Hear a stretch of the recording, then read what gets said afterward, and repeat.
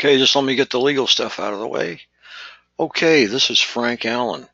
I will be your host this evening with Targeted Massachusetts Stars International. And with that, we will start the recording. Okay, so Paul, what's up? I was ejected again today, Frank, and I've got part of it on recorder and all of it on video diary. And what was the reason? Were you in there at the wrong time, or was there a scuffle No, or an argument? nothing. Nothing? Zero. What happened? Piedmont Henry, we went and met in what's called the atrium room. There were multiple people there. The head CCRN, a hospitalist apparently, whose last name begins with O, an Afro-American gentleman. Uh, After being badgered by the head CCRN, Kathy, 7 times, I flipped on my recorder. Nobody ever gave me a report about my mother until I asked. The entire meeting was about hammering me, that I was wrong about everything. And I've just processed the video diary. I have the recording all the way to Dr. Hassan's office, Mom's regular neurologist. I found out tonight that the Piedmont medical record on my mother has been electronically altered. Okay, And what does the record say? it's a portion of it that's missing for an MD. His entries are no longer in there. Mother is missing part of her right frontal lobe. That physician stated to me, his Hey, name Rex. is, well, I'm sorry. I just want to say hello to Rex. Go ahead. How can she be missing part of her right frontal lobe? Did I they? don't know. I talked to her neurologist, Hassan, Yeah. who's having trouble with Piedmont himself. And he indicated stroke. Now, I don't know. I don't have a copy of that. But looking at the scan of mother's brain, she is missing a significant portion of her right frontal lobe. It's unmistakable. The I'm a little upset right now. Rowe, Laroy, Panex, Panex. Dr. Leroy Panex is a neurologist who graduated medical school at Johns Hopkins. He was the gentleman who I had to throw out of Mom's ICU room previously. I had to literally throw him out. I asked him to step outside. I gave him a dismissal notice for shouting at me across Mother's bed while she's intubated. This is not the first time Piedmont's done this.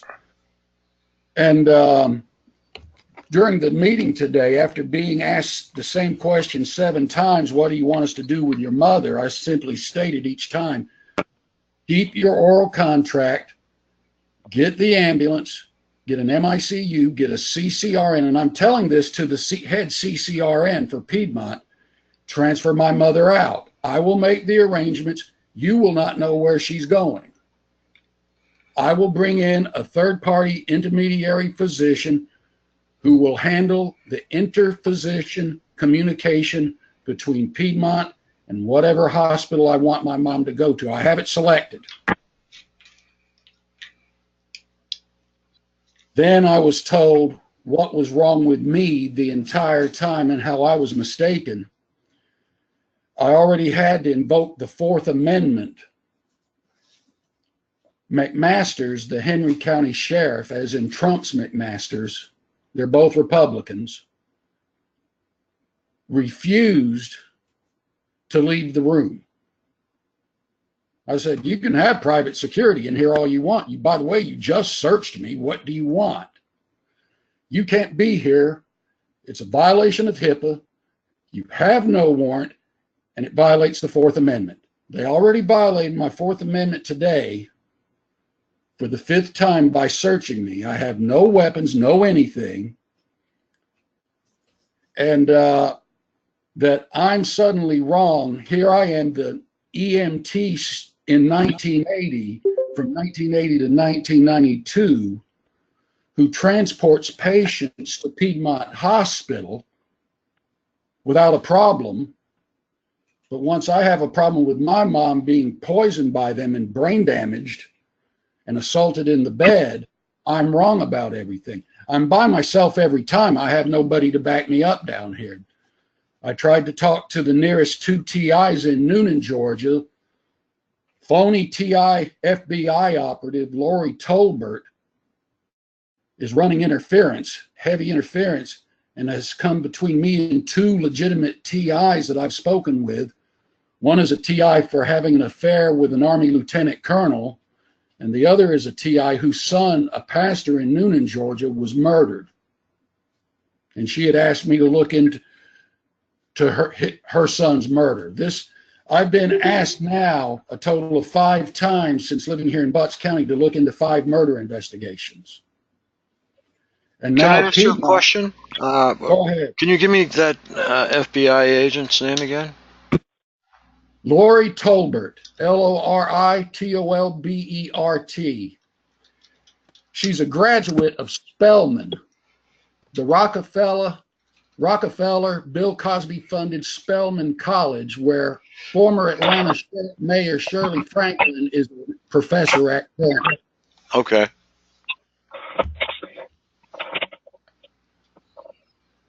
Alex, you having trouble with your audio? Why, am I making noise? Should I mute myself? If you're not going to talk, yeah, it's always best. In fact, I'm going to do that right now. All right, let me mute myself. It's probably... Yeah, when you want to speak, just unmute yourself. When you're through speaking, remute yourself. That way there, we don't have a lot of noise on the line. I guess caller 3 didn't like that. Oh, well. Yeah, it's a free call. Anytime you want to speak, just unmute yourself. And Paul, would you like to continue?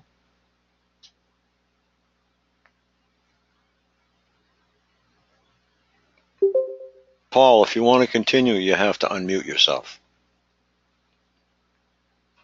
Sorry, Okay. Frank. That's all right. They have absolutely nothing. I've committed. I went in good. I had a nice meal before I went in. I talked to 3 law firms this morning. I went in fairly well backed up and fairly well equipped. And they have transferred my mother out of the ICU. I don't know where she's at because at night they give a private security company, Allied Universal, the telephones, and I got disconnected. Now I ended the meeting today. I said, well, listen, if all you guys are going to do is gang up on me, I'll just go see my mom. And security said, you're not going to see your mother. And I've got them on recorder. I should have them on recorder stating twice, we don't have guardianship over your mother. Now, mom's been in the hospital roughly 40 days, assaulted by 2 nurses. There are 5 nurses I need to take warrants out on, not including the administration for kidnapping and false imprisonment. In Henry County, I announced that I was considering becoming chief magistrate or 5th district commissioner following 3 false arrests after saving a National Guards woman's life in front of my house. And my mother had just retired National Guard, where she worked for the adjutant general in charge of the Georgia Army and Air Force. She was involved in a wreck in front of my house. The police officer wound up being dismissed, and this is why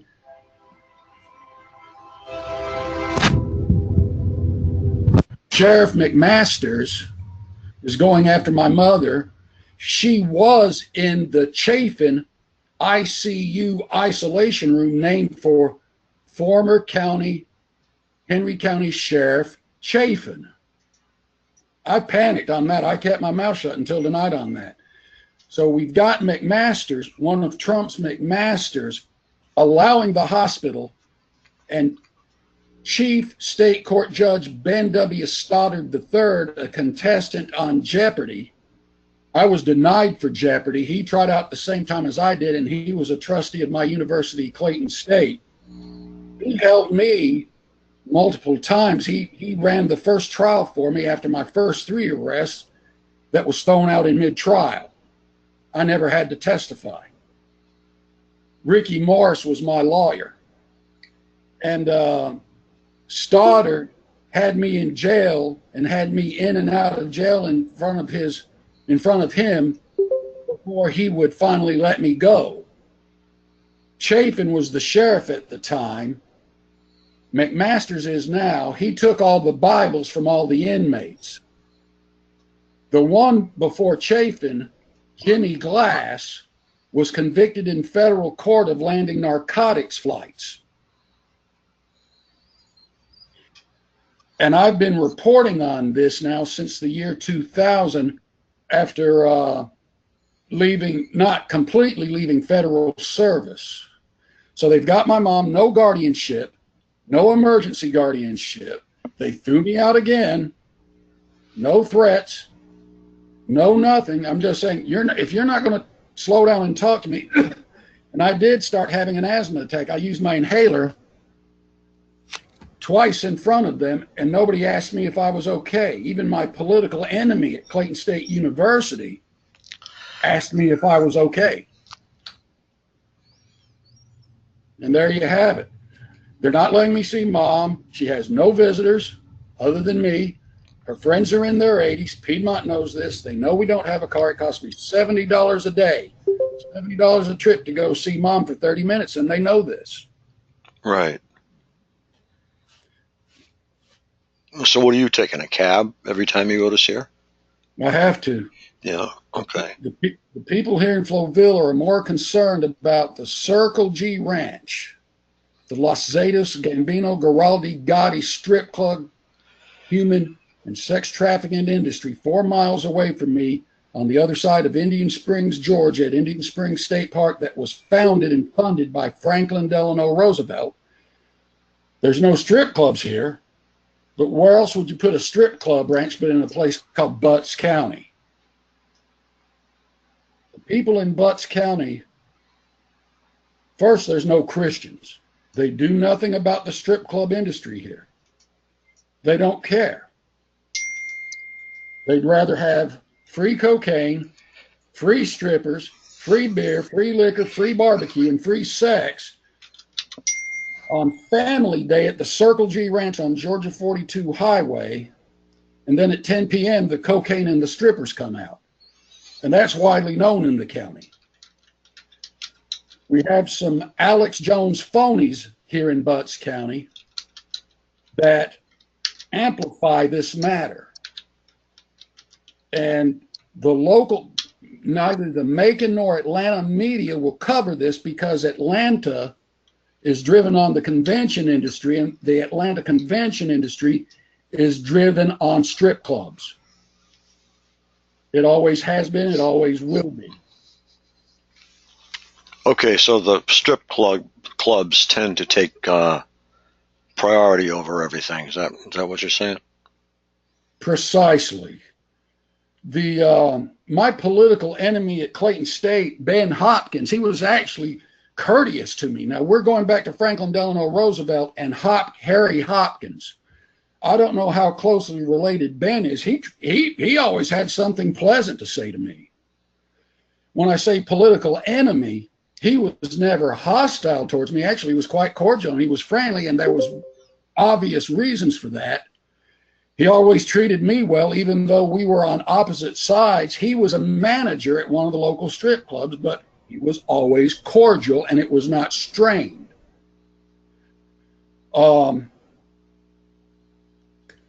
Clayton State University is involved in the Circle G Ranch. My mother's life is on the line right now. She's obviously, until I get a report otherwise, in the care of the nurses on the second floor intermediate care unit, the same nurses that have not been fired for assaulting her, acting in a racist manner.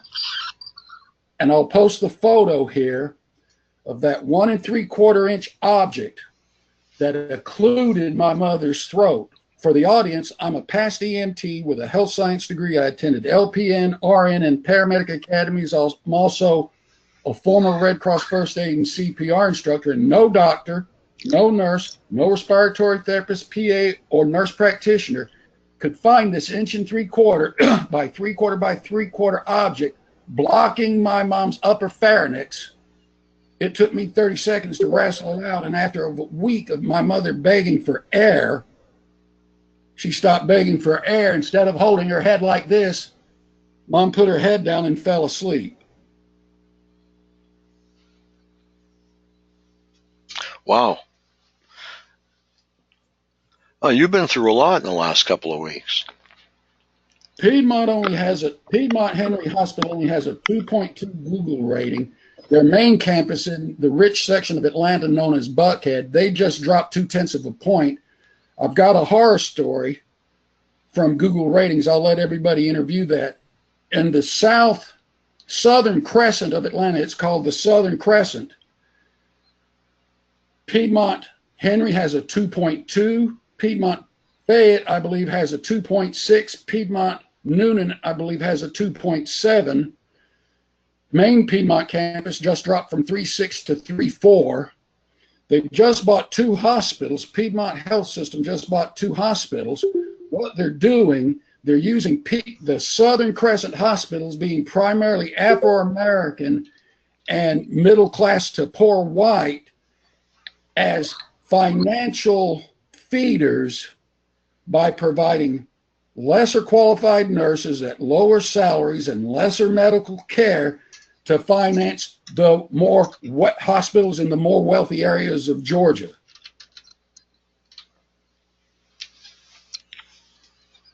Wow. So what are your plans? I need people right now. I'm alone. I have maybe $700. My keyboard is going out. I need a keyboard and a screen for both of my laptops.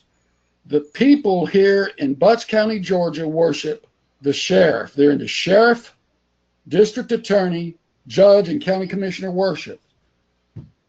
There are several families that control what goes on here, and I'm being monitored now. I don't know if my mom's going to live or not, so this is my literal SOS. Right.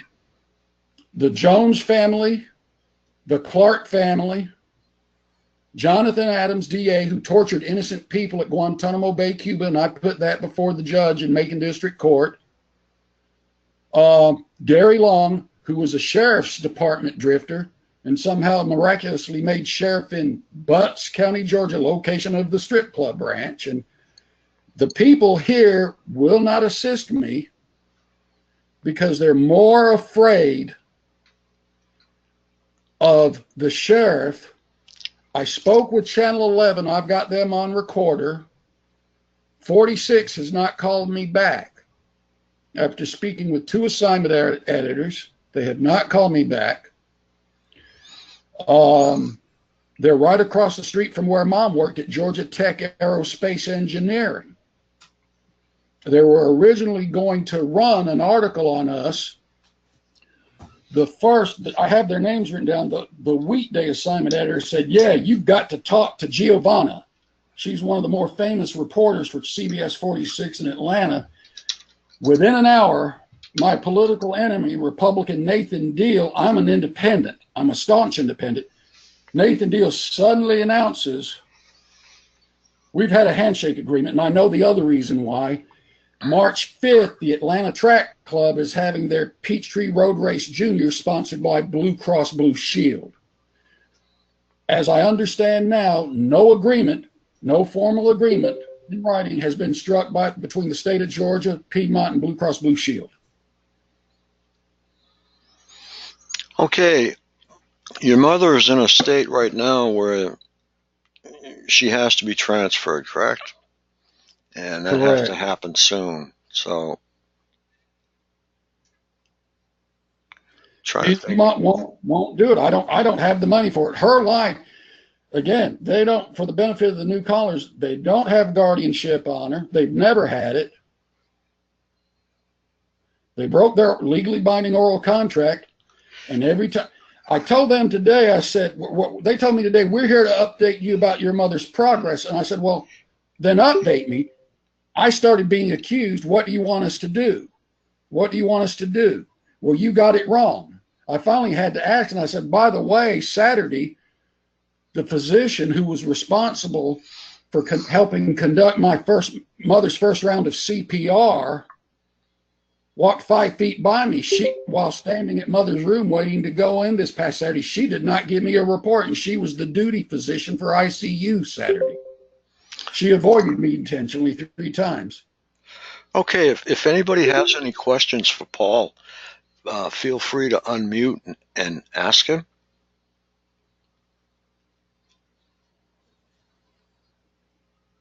Okay, go ahead, Paul. Is Lewis with us yet? Okay. He should be here within a few minutes, probably 9:45. Go ahead, Paul. As soon as I've got the video from Hassan's office, and they know by now, Hassan accessed the records again. Mother's electronic medical records have been altered, a portion deleted, involving Dr. Leroy Panax, neurologist of Johns Hopkins, who I had to throw out of Mom's room. I called him back for one reason and one reason only. His qualifications, Johns Hopkins. I wanted him to look at Mom. Fine. We shook hands. We talked politely. We cracked a few jokes. I had another Piedmont MD, a gentleman MD, a gentleman physician, which is rare nowadays, act as intermediator. He readily agreed. I can't get into any further testimony about Dr. Panax, but he or the hospital deleted his entry from the electronic medical record today. Mom's right frontal lobe is missing. Mom can do what she wants. She communicates fine. She has I don't even want to say a slight personality disorder, because she has sundowners. She gets irritated, but before 1 and after 6, Mom is back to her complete old self. She can sing. She can move 60-pound objects. And until TIs get down here, I've just got one that you know about. And is she still there? Did Melissa make it? I talked to her, yeah. And I hope she's in tonight. Oh, she'll be on. I'm sure of it.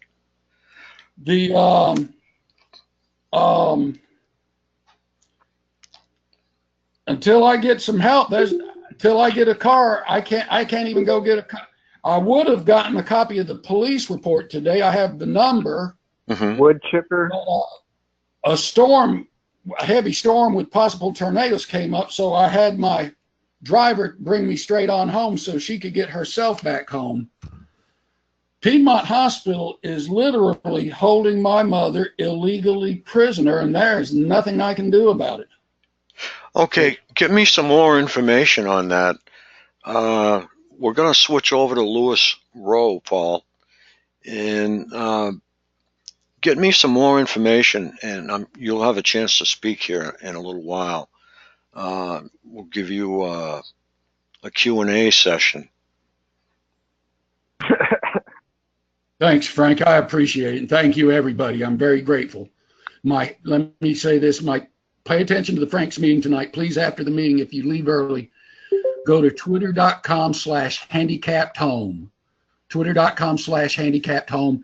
And please review everything there. Yeah, definitely. Okay, so that's at Handicapped Home, or is Handicapped Home at Twitter.com. Oh, okay. Slash. Because the name is usually at something, you know. Oh, this is the URL. I'm giving the straight URL. Oh, okay. All right.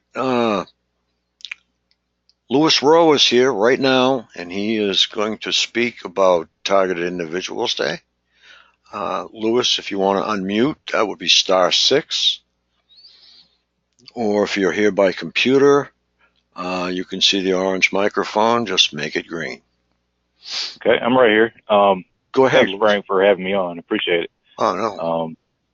I really appreciate that, you guys having me on. So, Target Individual Day is August 29th, 2018. It's going to be the first annual event. It's for everybody to get involved with. Basically, you know, it's a global thing for people to join in with. You know, we can, you know, double up on exposure, you know, throughout the world. So we can, you know, sort of just come together on that and help give awareness to the public. With a global event like this, you know, we have to operate with groups that are in different countries, you know, and sort of help them combine together. Some of them are already together. There's a group in Japan, you know, they've been together for a while, and they usually come together on May 5th. They're called the May 5th group. But they protest on May 5th, and they've agreed to join in for Target Individual Day. It's sort of like that right there with international groups. But Target Individual Day is about, you know, all TIs coming together and forming groups and talking and basically. Excuse me? Hello? Go ahead. And basically talk about or do demonstrations in the public for Target Individual Day about what's happening to TIs all across the world, and especially in the U.S. and, you know, every other country that's out there that has a location on TIs that are intervening, you know, with the public trying to get the word out, such as activists or whatnot. So that's basically what Target Individual Day is about. It's based off of civil rights, human rights movement that can, you know, sort of just, you know, that's basically what Target Individual Day is about. So I'm sorry for coming off too fast, Frank. Oh, that's okay. That's fine. I appreciate you having me on. So, you know, TI Day, we have groups, you know, working together. That's in Texas. We have a group that's in Nevada.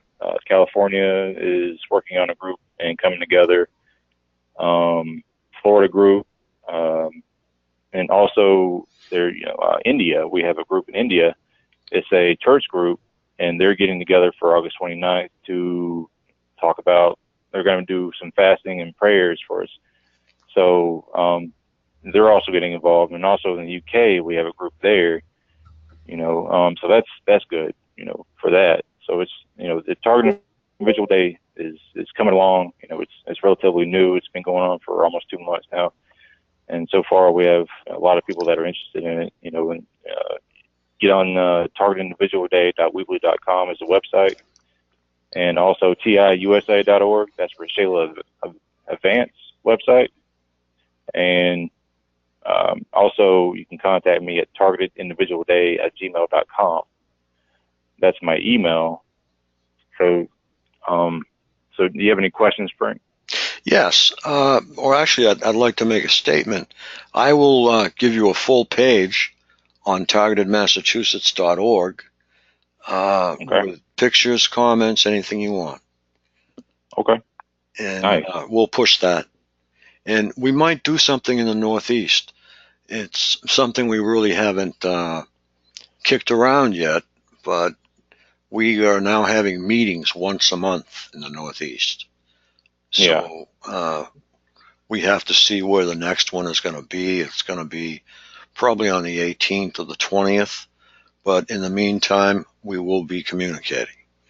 So I think it's great that you're doing this and that you've adopted the day and you're putting your time and your efforts into making it happen. And myself and the rest of the TIs around the country will definitely help you. That would be great, Frank. I really appreciate that. it's an event for everybody. It's, that everyone needs to get involved with, so I really appreciate that and you saying that. So that means a lot. That would mean a lot to me and the group that we're all working together with, so.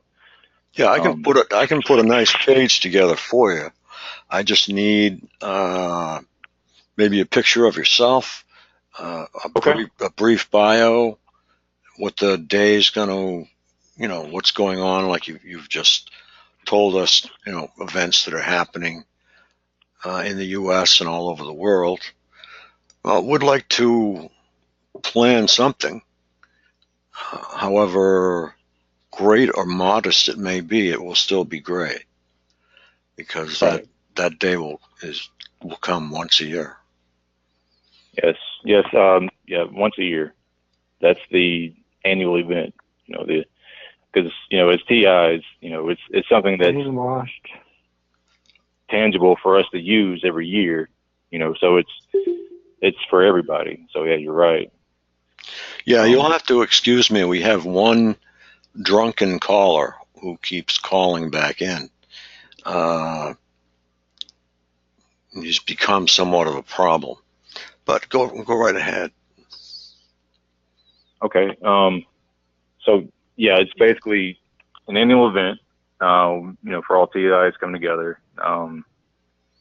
So it's just, August 29th. It's based off of Martin Luther King, where Martin Luther King had marched into Washington, D.C. on August 28th, 1963, and he gave his, I Have a Dream speech.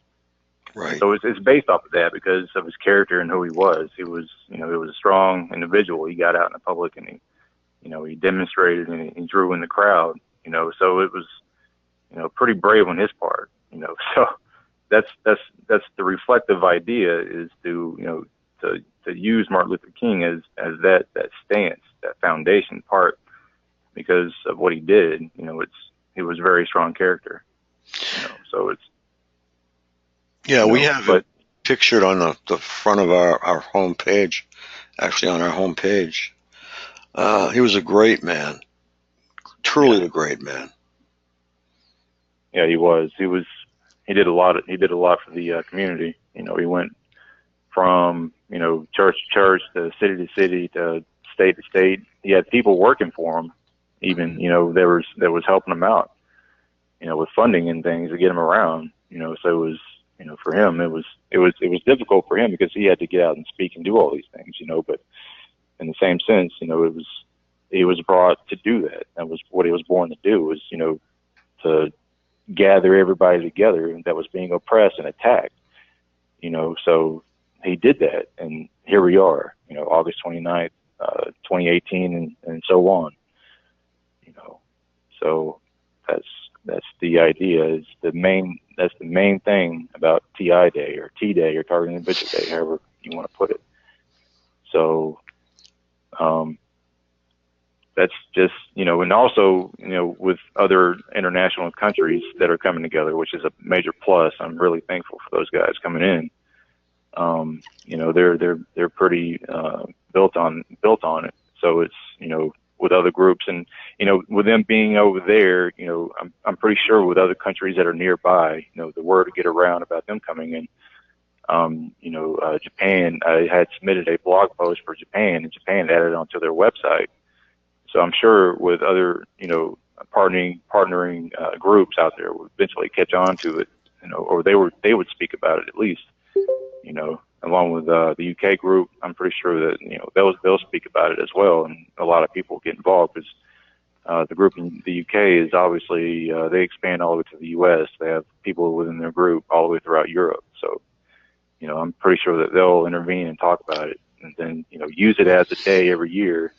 TI Day, T Day, Targeted Individual Day that we can all have. And then, like my idea is to eventually, once we move on with this and keep going, that more TIs can get involved, because this is our day, more TIs can get involved, and they'll see that once we have an event, once we have a Targeted Individual Day, they'll get out, and we can all get group together and then, have our T Day and protest and give public awareness, because right now is the point in this country and throughout the world, that illegal surveillance is coming out.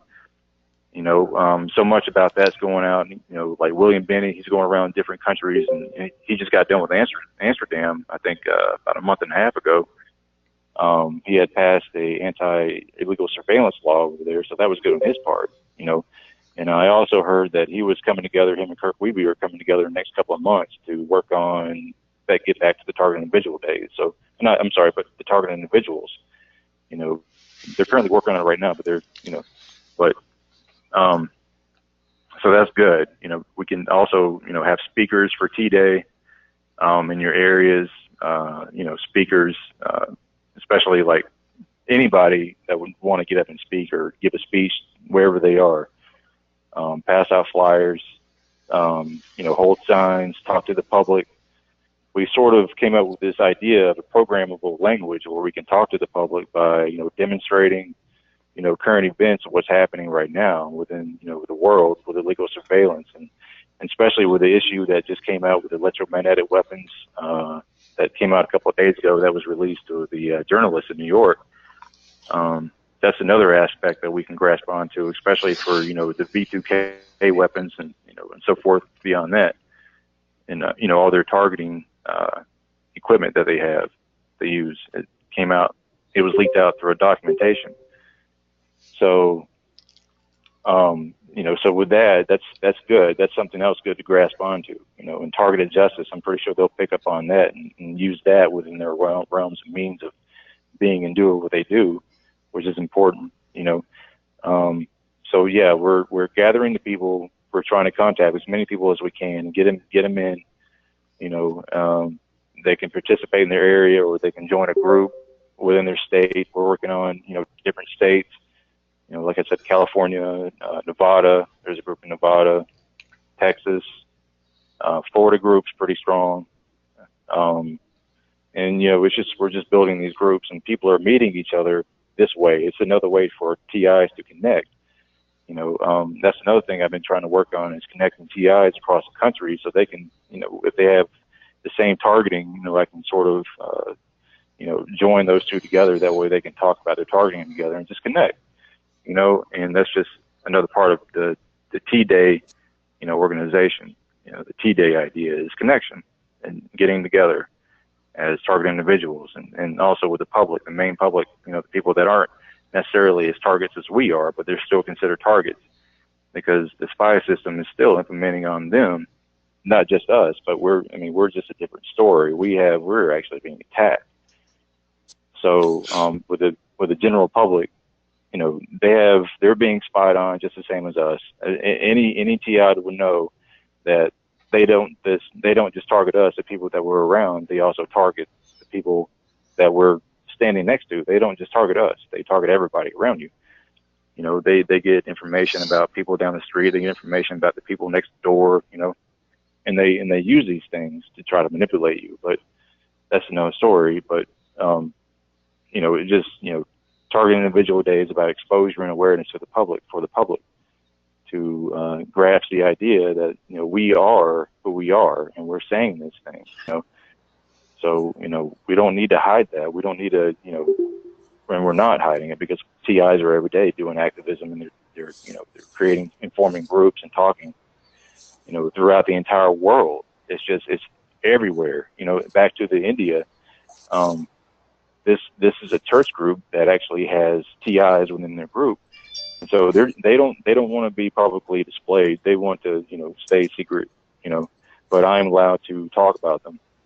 But they're going to be fasting and praying for us on that day, and also, spreading the word about T-Day and Targeted Individual Day, because, in India right now, the technology that is being used over there on those people, the credit system that they have with the retinal scanners and whatnot, they have to scan their eyes or use their handprint for like a retinal scanner, DNA information, to be able to buy food over there.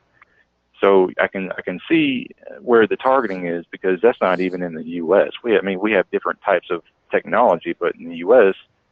but in India, it seems like, they're using this kind of technology over there, and it's oppressive, because you can't buy food without having a credit system. And then in order for you to have a credit system, you have to give up your information, your bio information. And it's we have to group together and then stop this technology from rising up and represent target individuals all together and keep going and going and going until it's gone. So we have this is TI's responsibility is this, because the unknown public out there they don't know exactly what's going on. Have you ever heard of Jacob Applebaum? No, I've never heard of that. Okay, Jacob Applebaum is an activist, dissident, whistleblower. He went, I think he's in exile in Holland, Deutschland, whatever you want to call it. I'm not sure about that, where he is at this time, but he did some YouTubes that were excellent. And he was in South Africa, and he made a statement that stuck with me. He said that this is all about technology, which it is. And he said this is going to take 100 years to burn out. And I kind of agree with him. I know a lot of people don't want to hear that, but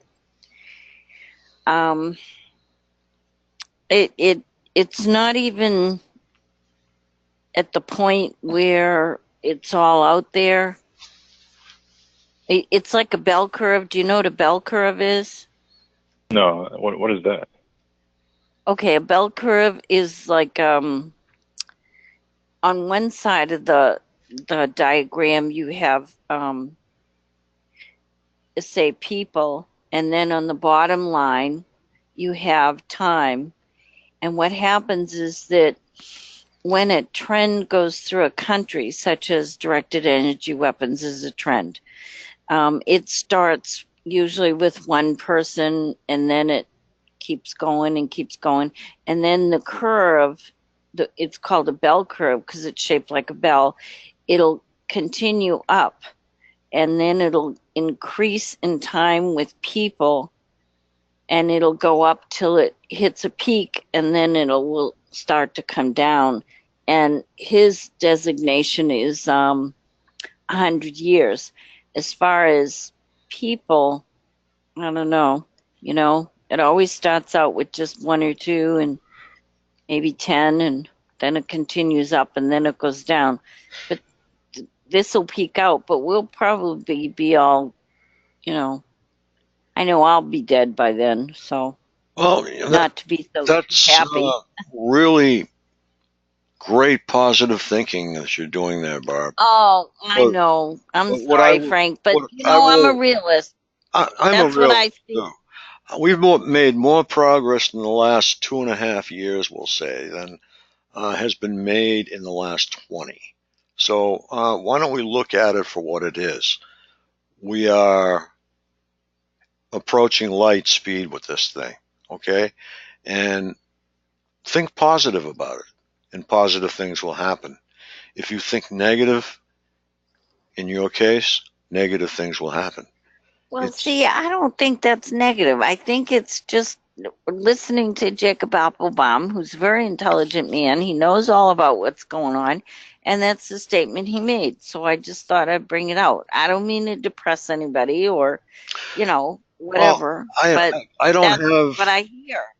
I don't have any respect for anyone who comes up with a statement like that.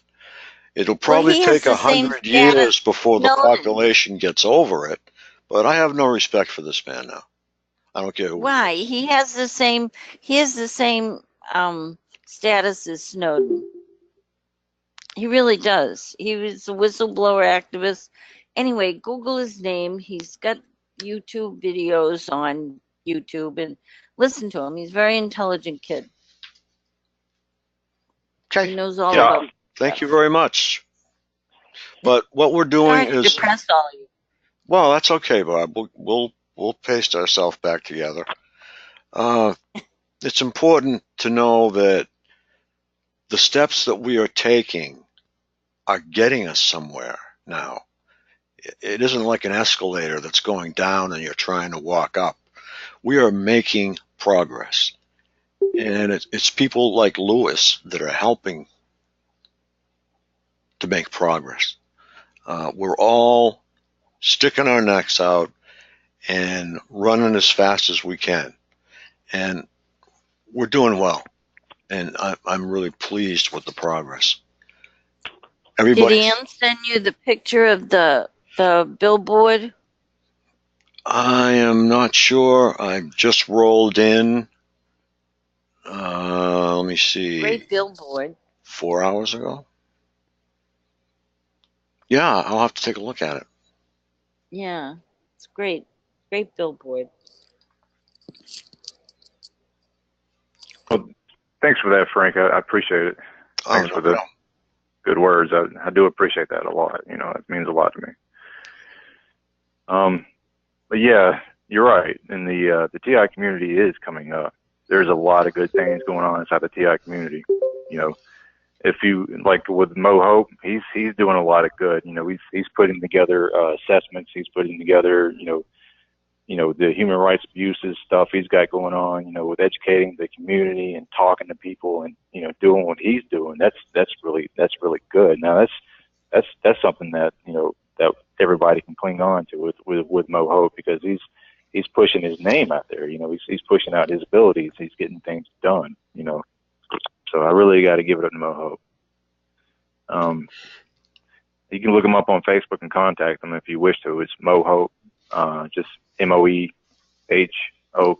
He's really good. So, and you can also go to his website at tirightsmovement.org. Right. He's pretty good at what he's doing.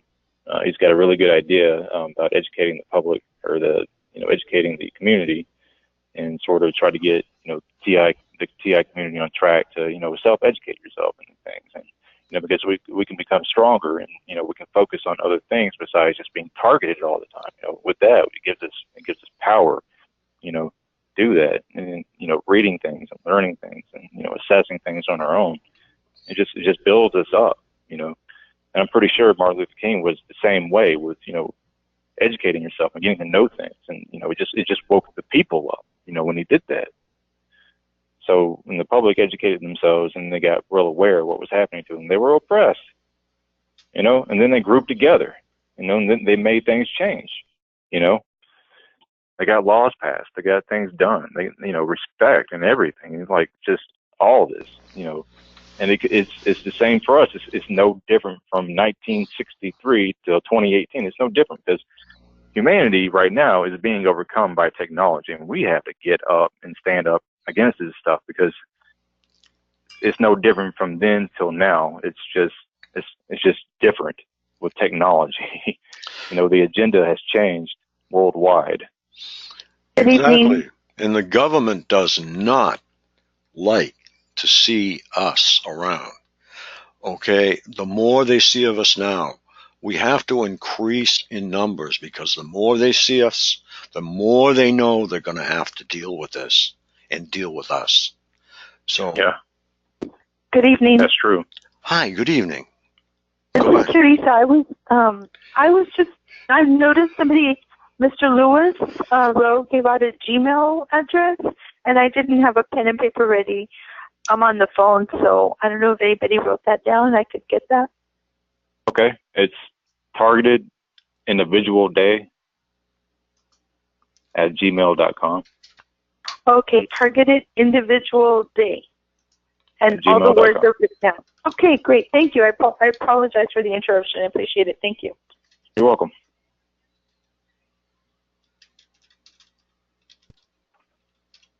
I'm just writing that down because it is a different one.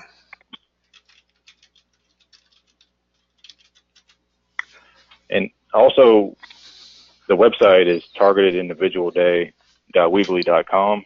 You can get on there and see the current events that are happening right now. You can also sign up as an organizer through the event section. You'll click the down arrow and click on the event section. Then there you can input your information, your phone number, your email, and click on subscription and as an organizer. That way we can have your information and contact you later, and try to find people within your state, you know, So this is how we do it. We got to connect with each other. We have to, because there's a lot of TIs out there and people out there that, you know, don't even know about the TI community. You know, I've talked to people that didn't even hardly ever know what the TI community was, you know, and there's a couple that I spoke to, and somehow, this is an interesting story. Somehow they met each other just by the will of fate. You know, they're both TIs, and they've never ever spoken to anybody, another target individual ever.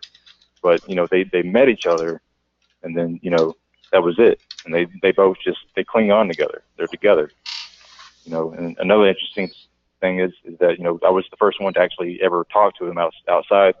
You know, them. I was the first TI without those guys being together, which is you know that makes me happy to know you know that I can do that and talk to them. You know, and I connected them with other TIs that were another part of the country. You know, so that was a really good thing right there. You know, we spent a couple of hours on the phone. You know, apparently there's a lot of bad targeting out there, and it's bad for everybody, and it's everywhere. It's global, and we have to group together as a whole. We have to make it push. We got to make it happen. That's what we have to do. And Target Individual Day is a day that we can demonstrate to the public. You know, there's a lady inside the U.S. that has the idea of cooking free hot dogs and you know handing out flyers and talking to people.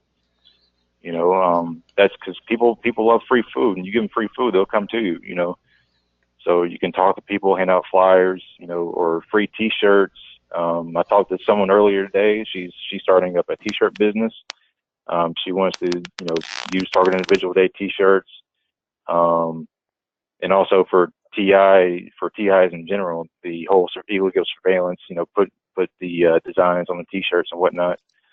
You know, it's coming together. There's a lot of people that are going to be working together, you know, but we have to form the groups up, and we have to make sure these people will stick and clean together as a group. You know, so that's what T-Day is all about: is forming groups, people coming together and connecting, creating a network amongst each other, and then we talk and expose. That's great. So, in the Northeast, we've just had one, as I spoke of, a meeting once a month between the 18th and the 20th. And in between, we will be working out where the next meeting's going to be, so that when next year comes around, if we're still doing this, which I hope we're not, we'll meet at the same place every month. okay. Okay, go ahead. Oh, go ahead. No, I was just going to say Tyler Whitman just came in. Okay. Well, I'm in Michigan right now. You know, I would like to try to make it to that. You know, if I could. Don't they have laws in Michigan against this? Yeah, there's laws in Michigan. Yeah, there's electromagnetic laws. There's anti-stalking laws. There's the state of Michigan actually passed a law against the NSA about 2 months ago about illegal surveillance. Now they can't even come in and do that no more. So in order for them to come in, they have to go through the state first with the right documentation or whatnot. But besides that, you know, because the NSA uses multiple, like 68 million gallons of water a day to cool down their computer systems wherever they may facilitate, you know. So they would, you know, if they decide to do that or try to move in, Michigan has created a law where they will cut off their water supply. That way they can't operate, you know, because what they're doing is they're growing too big. And Michigan is well aware of what's happening. Michigan's very big on advocacy and you know the awareness of what's going on with the intelligence and the illegal spying and the illegal surveillance, you know, and basically targeting people, you know. And you know, with the anti-electromagnetic laws, you know, and things like that, it's just there's laws, and that actually came out back in 2004, you know, when that law was implemented. So that's, and also Maine is the same way. They have almost the exact same laws as well, you know. And Utah has a anti-targeting law over there they created. You know, you might want to check that out. That might be something good to look at.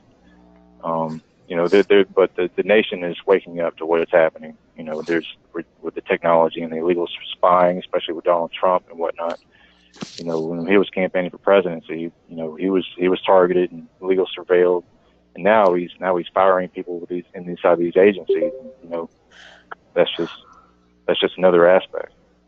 But the whole theme of targeting is coming out. So it's worldwide. I mean, people are waking up to it. So it's a good thing. And right now is a good time for us as TIs and the public to demonstrate. Right now is a good time. Right. Excuse me, Barb, just for 1 second. I just wanted to let you know that STARS is not a brand new organization, but almost brand new.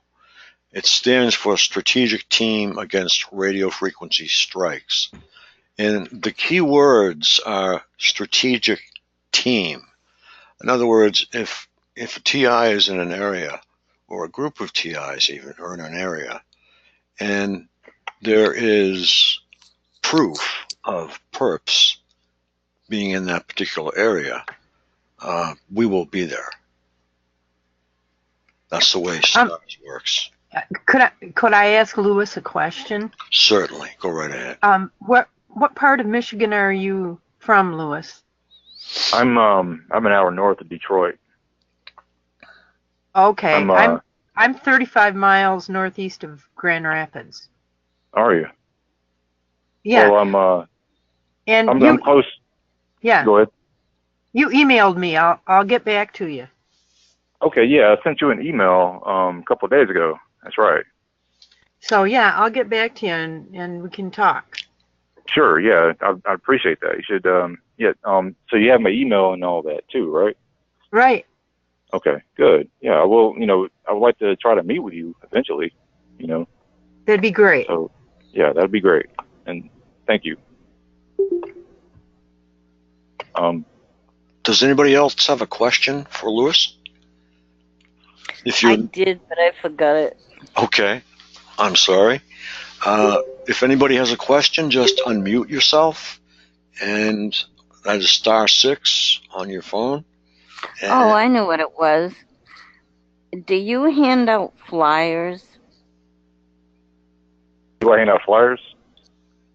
Do you hand out flyers? For the Target Individual Day? Well, for anything, for targeting. Yeah, I've handed out flyers for when the memo came out with the FBI and Donald Trump was pulling the memo. I produced flyers for that and I handed them out, and I also talked about the target individuals that were target individuals and how it sort of replicates off of that and sort of symbolizes who we are because of the illegal surveillance. Did you quote the law that Michigan has? With the laws, I gave web addresses and references on the flyers. I didn't quote the laws exactly, but but that's a good idea. I mean, I'll keep that in mind. Did you give the numbers and paragraphs and stuff like that where people can find it and look it up? I think that's a necessity on any kind of flyer that people hand out, is if there are any laws in your state that refer to, electronic, like in Massachusetts we have some, and to quote those laws, because that gives us a solid base right there, that this is something that has passed legislation and is important to the community and important to us. I think in Massachusetts, when our law first came out, it was in reference to using these electronic weapons on people. And then as time went on, they modified the law, unknown to me, and they made it so that it involved police officers and the use of their electronic weapons, because they all have these tasers here and stuff. Right. They have other weapons too, but they ain't going to talk about them. Exactly. exactly. Yeah, I know what you mean.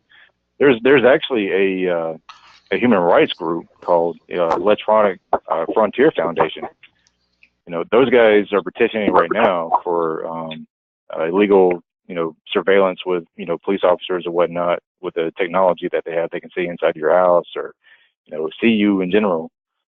So those guys are really good to Right. look into. I think it's called, is it called Stingray or is it the Ranger? No, Stingray is the cell Cell tower. phone. I think Ranger is the small one that can see into your home. Yeah, I think that's what it's called, is a Ranger. Yeah, that is what it's called. Yeah. Yeah. And mention that. And I think, for fly, I made up a flyer. I never got far with it. You know how sometimes you do something and it gets lost by the wayside. I still have it, and it was a good flyer. Like I would put in heavy black block lettering, did you know? And then below it, I would put in the information that I want, a paragraph, and then the other one, a second paragraph would be, did you know? And I would do the whole flyer this way and explain exactly what I wanted to explain to people. And, I even forgot to put the laws in Massachusetts, but I have to go back and read those laws again because I don't know if they've modified them again. Oh, by the way, Frank, remember I told you I wrote to the Fusion Center? Yes. Okay. I wrote a very simple paragraph to the Fusion Center in Massachusetts. And in it, I said, I would like to know if you have any information in your Fusion Center on this name. And I quoted my name. I can't remember, I could look it up, if I put my date of birth down or not. And then I also asked if they had any information, because I know who my perps are. And I asked if they had any information of this person's name affiliated with my name. And that's all I wrote. I'd be very grateful if you could send me any information. Well, today I got an email from the state police, and they told me that they didn't have any information on me, and they quoted my date of birth. And that's real funny because I was born in Boston. So, my birth certificate should be there unless they erased it. And then they also told me that they needed more information. And they also told me that they didn't think they had any information that connected this person with me. But they requested more information, like where his address was, if I had any pertinent information as to the other person. So I've got to work on that, and I'll probably send that in this week. Thought I'd update you on my Fusion Center escapade. Yeah, that's very interesting that you got something back from the state police. Yeah, no, I didn't know the Fusion Centers were the state police. Well, yeah, I think we came to the conclusion. I haven't seen anything on paper yet, but through conversations, everybody was under the impression, I did say impression, that the Fusion Center was exactly that, to a place for federals, states, and locals to gather information and share information. So, Yeah, but does that mean that there's a federal fusion center in Massachusetts, a state one, and a local one? doesn't mean anything till I see a source on it. Doesn't mean anything. No, I mean, a fusion center means a lot, but I can't say who's in it until I have paperwork. Because, Yeah. So It would all be together, right? we know state police are in on it because you got obviously an email from state police. So Yeah, I didn't send this to the state police. I sent it to the Massachusetts Fusion Center. Hey y'all. hi, Ash. Hi, Hey, Ash. hey, I just to cut in for just a second. Do you guys have any help, like coping strategies for people who get the V2K? That somebody that's new, you know, that maybe could use some of your guys' ideas at how you deal with it. Oh, I do. Yeah, I've got a lot. You can refer the person to me if you want. Okay, I meant okay. Well, I'm referring him to you. He's here, I think. If you guys would share, I don't know. Hope you don't get mad at me, Ryan. If you guys would share with Ryan some of your coping mechanisms, strategies. I just met with Ryan on the 18th in Arlington. So yeah, I can share a whole bunch of stuff with Ryan. That's why we're gonna try and get together.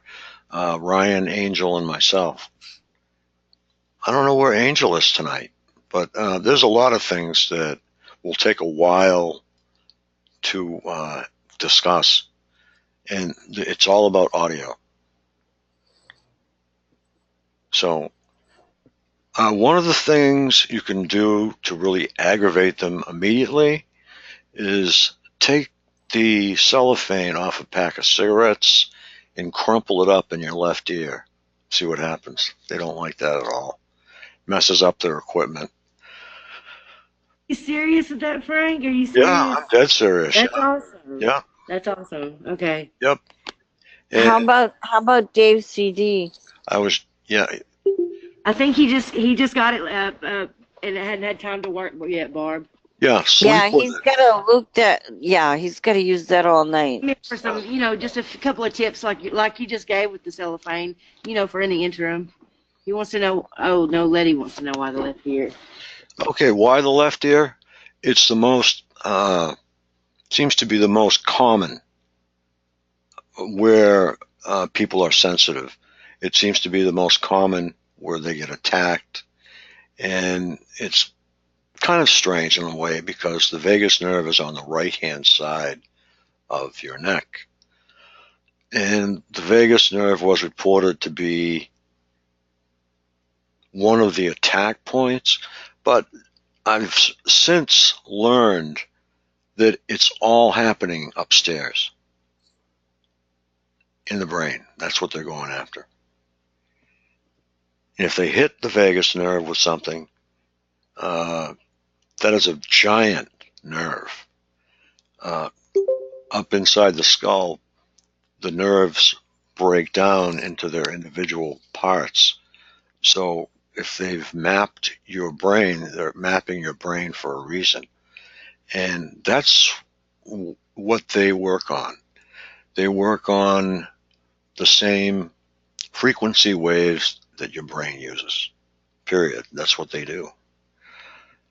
So if somebody says they're hitting you with, 20 gigahertz in the face, well, that'll do some damage, but they can't communicate with your brain with it. Has to be ELF or extra low frequency. Pink noise is good, but I'll get with you, Ryan. I'd like to have Lewis come back on and continue on Targeted Individuals Day. And Ryan, you can call me tomorrow. I'll spend a couple hours with you on the phone. And then we'll make arrangements, and you and I and Angel will meet. And that'll have to be in Rhode Island because that's where he lives. You still with us, Lewis? I'm right here. Go right ahead, sir.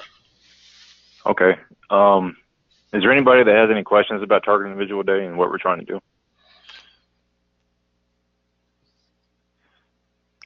Okay. So Targeted Individual Day, right now, we have a group and we're collecting, we're utilizing a database system and collecting people and adding them to it.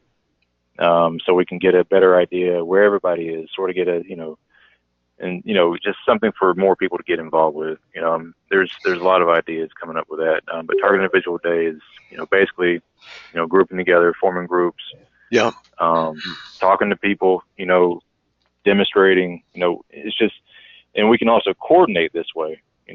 Through a Target Individual Day, we can coordinate better because once we get the better contacts together, networking, we can coordinate with different sections of what's going on recently. We can, if we have bigger groups and groups, say a group in Missouri, we have a group in Missouri, there's some sort of event going on over there about, governmental legal surveillance and whatnot. We can, shift those guys over there to, have a, event with them and demonstrate, and talk to people and hand out flyers to the public, and things like that. That's another part of what we're trying to do is, just basically just form groups, and, whenever something arises, we can have a group right there, or we can have a group in another section or another part of the world, like down in Florida, Shayla in her group down there, they went to the ACLU event, and also there was a person from the NSA went out there to speak, Michael Hayden. So, they all gathered out there and handed out flyers. They even aired it over the free conference call for people to call in and listen. Derek was a part of that. He shifted all the information through his newsletters, and he posted it on his, with everybody on the newsletter mailing list. Hey, can I ask a question too? Sure. I can't. I remember you were on here once, and I can't remember. Did you tell me that the way to sign up was the targetedindividualday.com? It's targetedindividualday.weebly.com. .weebly.com. Okay, and okay. I'm sorry. Go ahead. Yeah. It's targetedindividualday.weebly.com. You can get on there and select the event section, and there'll be a scroll down. You go in and you select the events and organizing, and from there you can enter your information. What state you're in, your phone number, your email address, and then select subscriber, and also select the organizer selection in the button box. So you can select that, and then we can gather information through our email, and then we can contact you and try to connect you with people within your state. And if you have anybody that you know of, I would like for you to add them as well. You can contact them and have them get on the site and have the information in, so we can, what state are you in right now? I'm in Arkansas. Arkansas. Okay. Yeah, where about in Missouri? That was my other thing I forgot, though. Sometimes you go to ask a question and right then you forget what you were going to ask. But where about in Missouri are these people? Well, I was using that as an example. If there's some sort of event going on in Missouri, we can shift TIs that are. Oh, there isn't one. There isn't one. You were just using it for an example. Which one is that? In Missouri, is that where you were just using that for an example? All right. Oh yeah. Using okay. that as an example. I misunderstood. I was excited there for a minute. Yeah, I know. It's well. There's events going on usually. Is there any? I've never even met another TI yet. Really? Not in person. Yes. It's hard to do. It's hard to meet other TIs, but find someone. Geographically, it's difficult. There's an 80-something-year-old man in Rowe, which is probably the closest one to me. I haven't made it down there, but I have plans, to meet with him. He wrote the Silent Massacres, that guy, but I think he's geographically the closest that I know of. I think there are targets in my town, but maybe not that are aware that they're targeted. Well, if you believe that there are people in your town, you can sort of. It just seems cost effective for if they're going to, harass me and break into my place here, that I'm not the only person. It wouldn't be cost effective for me to be the only one, here, right? Right. Well, it doesn't matter if it's cost effective or not. They're going to be there regardless.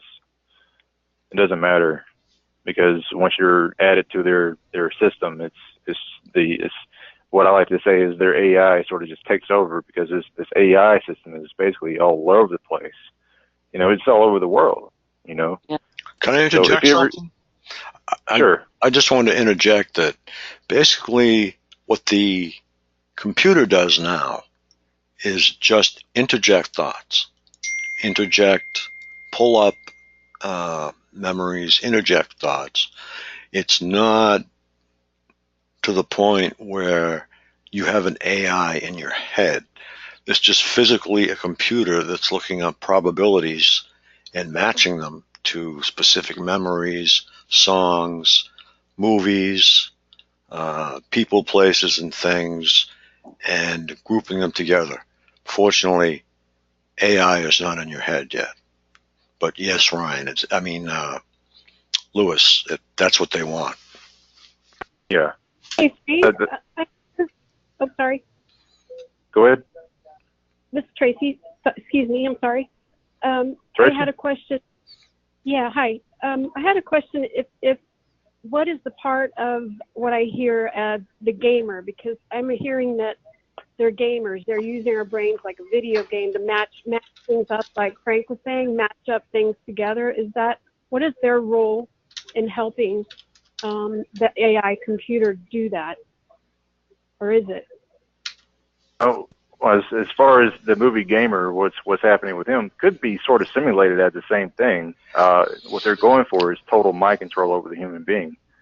You know, once they implement all this stuff with the person and they program the person to be like drone-like, you know, that's like their idea of the gamer movie that you're speaking of. So they can sort of control the person, you know, through torture and things like this, because, you know, with torture, you're breaking down the system, the mental system of the human being, and you're rebuilding it up and sort of, you know, causing like a growth reaction to the way they want you to be. So you know, it's the gamers in a way are helping the computer do that by playing us like a video game by getting points and matching things up. They're just like their role is helping the computer AI do that to us. It seems that way. You know, the role with AI is, well, you know, okay.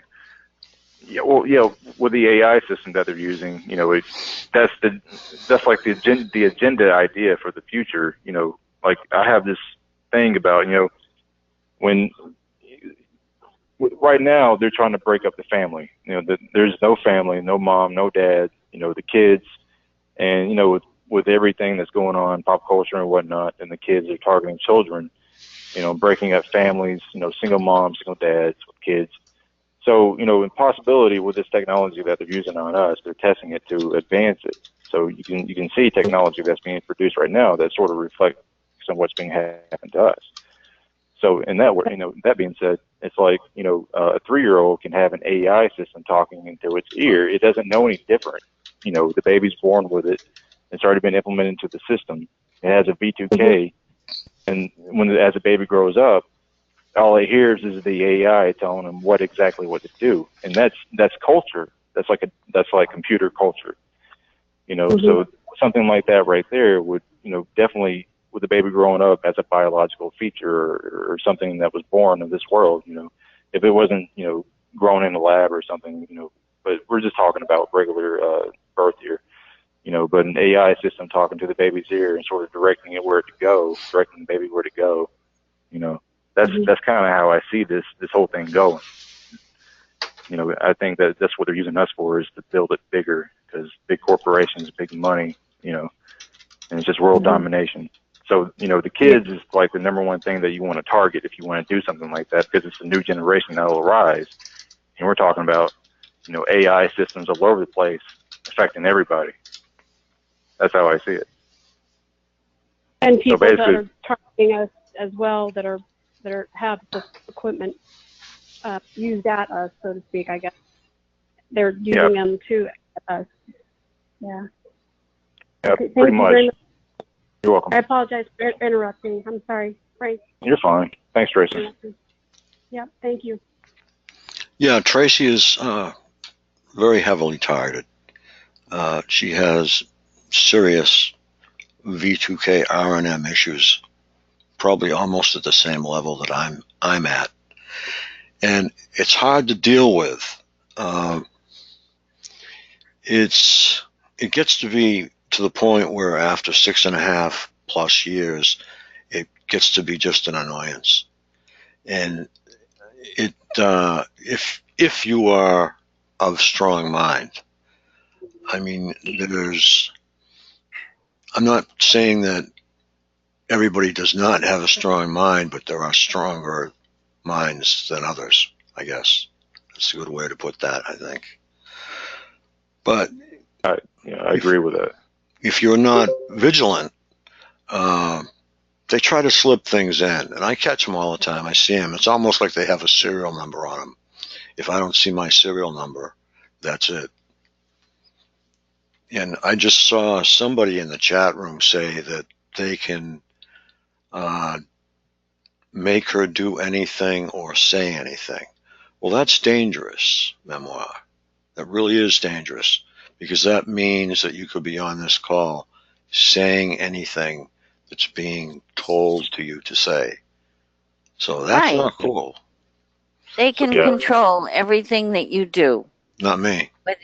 Yes, it can. No, they can't. Don't even fool yourself to think that they cannot subliminally control you. They can't control me. They've tried. They can. That's why I sit on here and I speak with people and tell them how to get around things. And that's why Angel does the same thing. Angel's at about the same spot as myself, too.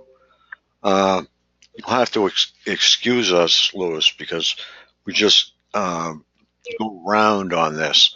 And I'm sorry. I refuse to be controlled. I've built my own firewall in my head, which is one of the things that I tell people to do.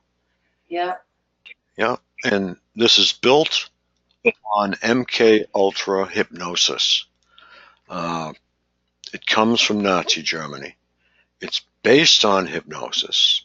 And if you don't stay vigilant, okay, they're going to bounce you around. If you drink, they're going to bounce you around. If you do drugs, they're going to bounce you around. You have to stay in control all the time, period.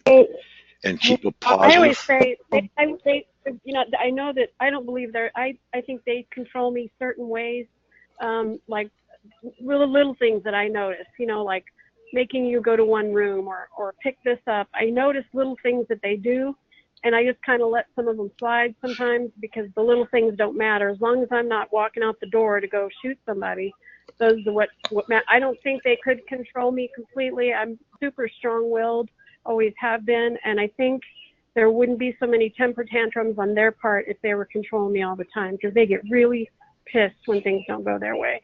Well, see, they are following a split second behind you, or maybe a little split second in front of you, because of the efference copy or the efference copy, which is the lag between your ear and your brain. The perps actually use that.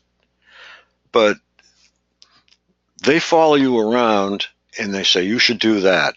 And they're actually picking something that they know you normally do, because they've seen you do it 100 times or 500 times. So when you take credit for it. Right, they take credit for it. Exactly. Thank you. That's what they do. They take credit for everything. You walk around the house and you start picking up magazines or cleaning up this or cleaning up that. Yes, they take credit for that. I had them do that. But this is how you deal with that. You say, if you had your way, I'd be smashing my fist through the windows and tipping the couch over and all this other stuff. So, let's get real. Yeah. I think they're very, very tough. They're talking about predictive thought in chat, okay? And they're saying, well, when you have predictive thought, do the opposite. But see, one thing that Ryan doesn't realize is I don't hear V2K. I get subliminal suggestions. I don't hear the command, but I know when it's happening. I know when they have programmed me to do something, because it's kind of like almost like a half a hypnotic state. And you have to do this whether you like it or not. Barbara, you're in trouble, lady. not. I don't hear words. I don't hear You're in commands. trouble. Yeah, why do you have to, Barbara? Why do you have to do it? Because you're compelled to do it. Well, you have to do it whether you like it or not. I know exactly. But I don't hear any V2K. I very rarely hear, like once in a great while, I'll hear my name called out, or they'll leave their machine on, and I'll hear a couple of words, or very rarely over time. But most of the time, my programming is subliminal, and I don't know when it's going on. Okay, how are you compelled? The exact same thing as Barbara. What you are compelled to do? What? Okay, we don't want to get too far off track. This is we've got a good crew here tonight to talk about V2K and R&M. Let's give it back to Lewis, and we'll ask Lewis how he's affected. Let me hear what they were gonna say as far as what was going on with me. I'm curious. Let me just say this, Frank, and then we'll turn it over. I experienced the exact same thing Barbara's talking about, and I know exactly what she's saying. She's talking about the silent subliminal sound.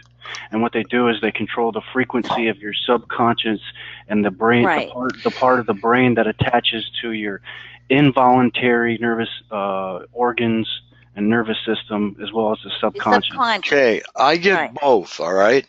I can see them coming. I just said a few minutes ago, it's like they have a serial number on them. Not my serial number. I just let it roll off, subliminally or otherwise. I see it or hear it all. And that's why I am doing this, sitting here tonight where I am, because that's the way I am. I am strong-minded, and I've always been that way my whole life, and that's the way it is. I see them coming, and that's why I suggest to everyone. Now, in hypnosis, this exists, and that's a firewall. Build your own firewall out of the best brick that you can come up with in your head and say to yourself or to them, you're not getting beyond this point, period. And that's how you deal with this stuff, because it is all based in hypnotism, repetition, learning your habits every day, hundreds of times making a cup of coffee, hundreds of times washing dishes, hundreds of times making your bed. That's why they're able to follow you. They follow you around. You've been best buddies with them for over 6 years, 7 years, 10 years. They know you like a book because they're just like a best friend who stays with you all the time. Only it's like an enemy who stays with you all the time. So they see everything that you see. They hear everything that you hear. Frank, I want to ask you, and I want to ask the room, does anybody have them force them to do or make them do sexual things? Well, my take on that is this. They consider us terrorists under that classification, and they also consider many of us mentally ill. And when you're mentally ill, they have found that the libido of the mentally ill goes up the scale. It's on a higher level. And I have discovered that they will do a sexual orgasm to bring you down and make you more susceptible to control. Excuse me, but I personally know that the mentally ill do not have a higher libido. That's baloney. Yes, they do. Yes, they do. No, they don't. No, they don't. What's your source? Myself. No, I've been diagnosed as manic since I was 23 years old, and I have a low libido. Well, are you targeted or are you mentally ill? Which one is it? I had a nervous breakdown when I was 23 years old.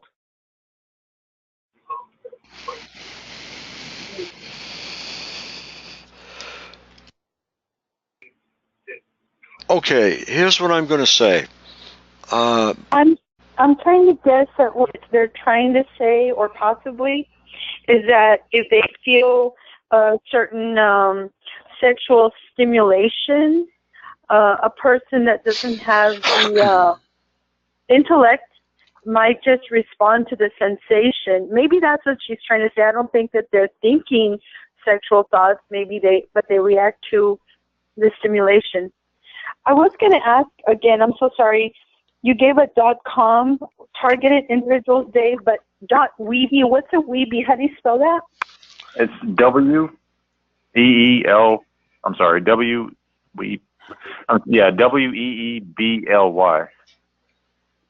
Weebly, like web with two E's and an L-Y. Right.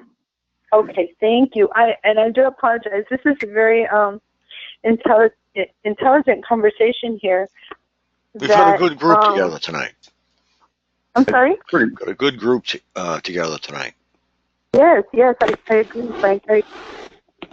Thank you. Hey, can I You're ask Lewis, do you mind sharing a little bit about yourself, like where you are and what background, career, or anything? Or you sound like, in my mind, you sound, maybe it's your accent. You sound a little bit like you have like a military training. No military background. My targeting began October 2016. Where I became aware of it. But I was a target baby. When I was around the age of 3 or 4, I used to get electronic screams and sounds in my ears. That would cause me to pass out on the bed. I was just a kid. So Were you throughout you were in the South then, though, right? When that took place? Okay. Right. Yeah. I had horrible night terrors, like horrible. Really? Yes. I don't know if that's related. I really don't know, but I mean, I can think back and think of a lot of strange things, so I just try not to think about it. Yeah. The nightmares, they sort of, do dream manipulation where they can input nightmares or interject things into your dreams. They can also make it seem physical in your dreams as well. So it's just, when you're sleeping, you can just feel a presence of something near you or touching you or anything in that sense. So yeah. Yes, and do you ever wake up with like well, it's often that I find marks or stuff on my body that I don't know where it came from, but it's only happened 2 times now. But I mean, one was enough. Where I wake up where my feet are, it looks like I've been walking through a thicket barefooted. And I don't sleep in socks. I've never slept in socks, so I'm barefoot when I go to sleep. But I don't know. There's nothing in my house that would do my feet this way. What's going on? What happens to your feet? It's like I've been walking barefoot outside, and my feet will be dirty, even on the top of them, and cuts, like not all a bunch of deep cuts, but like I've been walking barefoot where I should have had shoes on. But I've sleptwalked, but I've been told that I've never gone outside that I know of, ever sleepwalking. So I don't know. I've never opened a door and gone out of doors. It's always been contained within whatever home or room I was in. Wow. So I don't know. I don't feel like I'm sleepwalking though. To that. Please. That doesn't know what's happening to her feet. I'm listening. Go ahead. Okay, sorry. Sometimes my phone gets cut off from the people above me. They like to laser my phone. 2 things. To me, that says direct energy based on the stuff that I get from the apartment above me that love to rain down stuff on me. If they could affect my feet, they try to affect my feet. So, and I've heard from another target that was sitting in McDonald's, and actually they drew blood. The perpetrator drew blood. She didn't know who did it. Drew blood, like scratches on her arm. So yeah, I get all that too. I get that too sometimes, but this is definitely from walking. Like it's like from, because it's when I get up the next day and stand up, the worst of it is underneath my like I'm putting weight on it. Because I do get the other marks on my body and stuff too, but and my feet are dirty. Like, no, I did not go to bed with dirty feet. Hang on, I'm not finished. Okay, I'm sorry. Okay, that's correct. They can cause pain in the bottom of your feet, so when you stand on it, it's very painful. They can cause bumps that appear in the bottom of your feet that are very painful to walk on. Okay, that's one. Two is the black stuff, the dirty stuff that I get all over, like on the bathroom floor and in the tub when I'm not there, or on the kitchen counter. Yeah, they do put stuff around too. But I have a 14-year-old cat, and I lay on the floor, sit on the floor. I do a lot of stuff on the floor because he can't get up on the furniture anymore. I sleep on the floor, so I use a steam cleaner on my floor. I keep my floor. I didn't pick this stuff up off my floor in my house. Well, okay, my point is, okay, I'm not saying it. I just feel like it would be a little bit too elaborate for it to be. I mean, I know that they can do all that. You're absolutely right. But as far as they wouldn't go to that much trouble to make me think I've been walking outside. It's very crude. My neighbor has something that he keeps. What is that noise? My neighbor has something that he keeps inside of an old grill. So whatever my guess is, because of the weight of it and the way they love to move magnetrons in and out and up and down the stairs and above me and deliver that guy weapons, I can only guess that it's probably a magnetron in there. But my point is, the blackness, it looks like soot, or it can just look like my arm is dirty when they target my wrist. My point to the lady, these are common signs of being targeted. Yeah. I had something really weird happen to me, and it seems like it's been happening when I'm driving my truck. It's been happening when I'm in the bathroom. It's like little drops of liquid are dropping on me.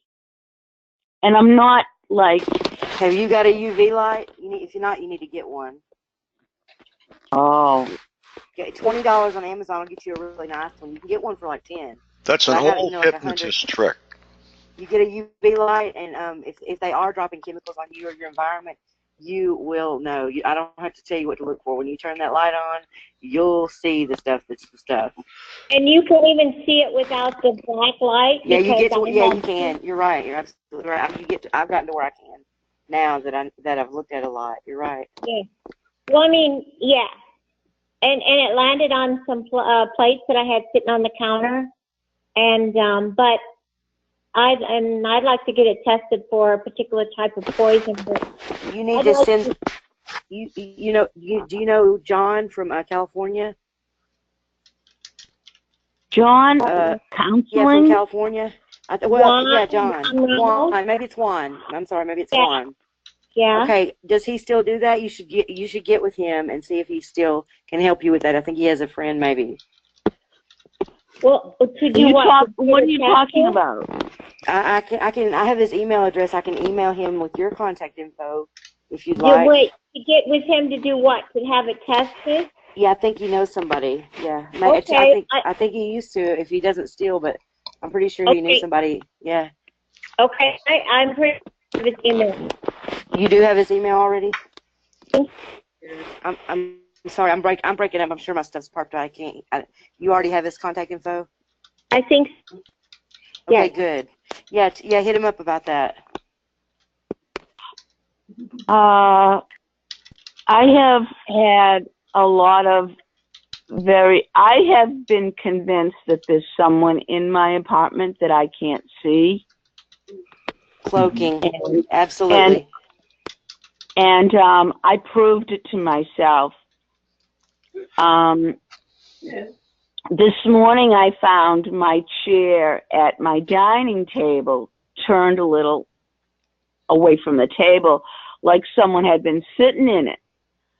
And I decided to do a test, and I turned the chair out so the person could sit in it. And I got a glass of water and I put it there on the table. And I noted in my head the level of the water. somebody drank that water. Oh boy. So I have now proved to myself that I'm right. Okay, and how much so time? When I tell people that Let me tell you another way for you to see them. happened, and they're telling me that Ma'am, they can I'm the same. sprinkling seeds. I'm sorry, I'm not done yet, please. One at a time. Thank you. When I tell people what has happened in my home, something been moved, and mysteriously, or something damaged mysteriously, while I've been in the house with the door bolted.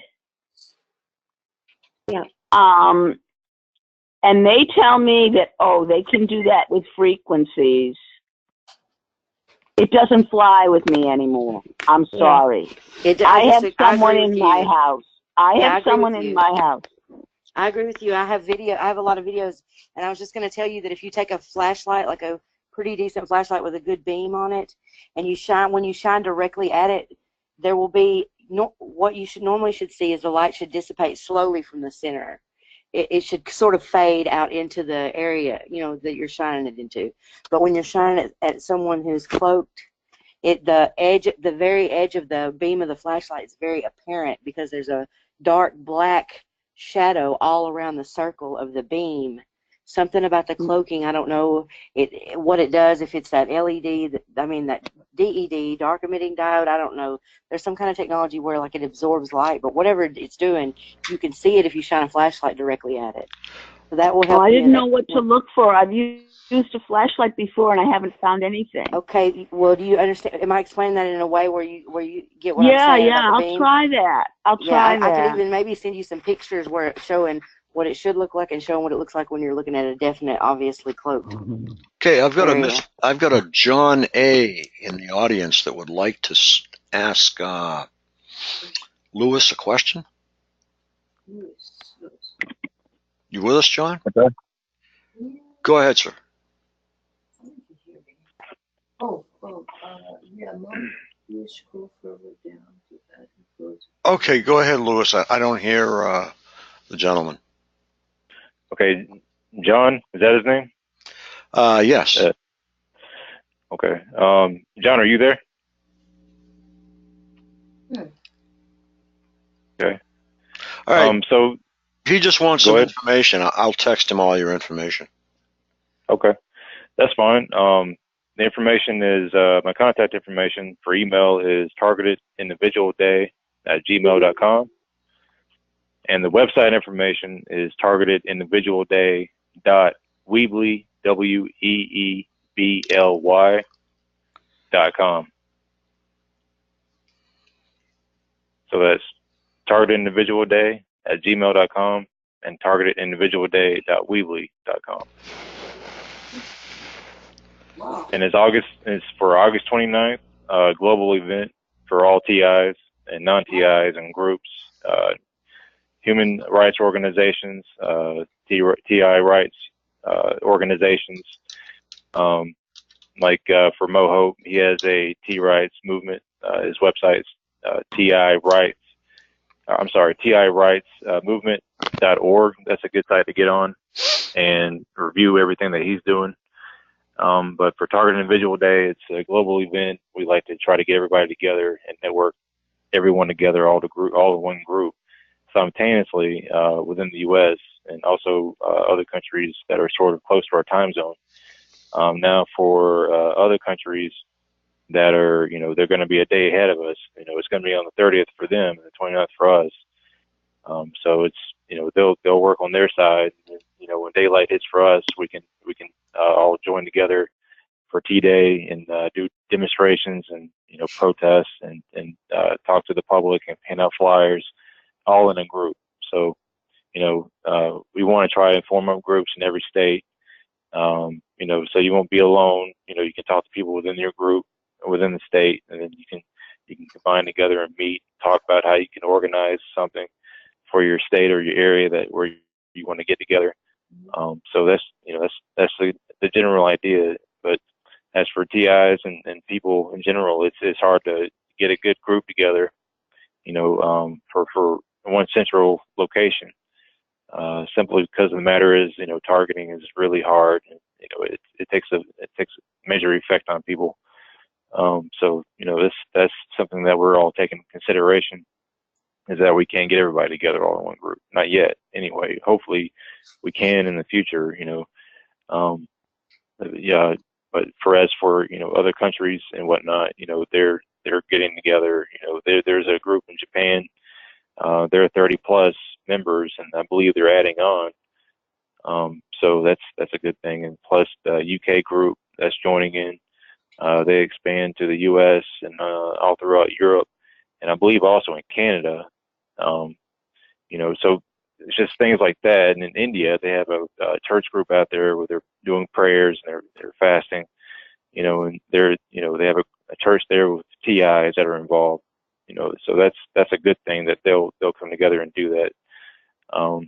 So it's just things like that, even if it's just one group, two groups, I would call that a success for Target Individual Day. But, people are liking the idea.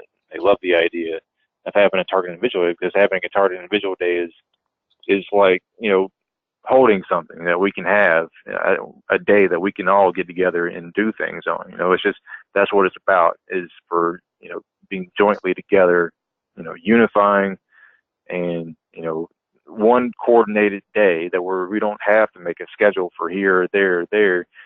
And we can make it one coordinated day where we all can do this. We can keep going to the same places. We can keep talking to the same people over and over. We can make phone calls, send letters. We can do all these things that can help us, because we need help. And this is up to us to do, because the unaware public doesn't know what's going on.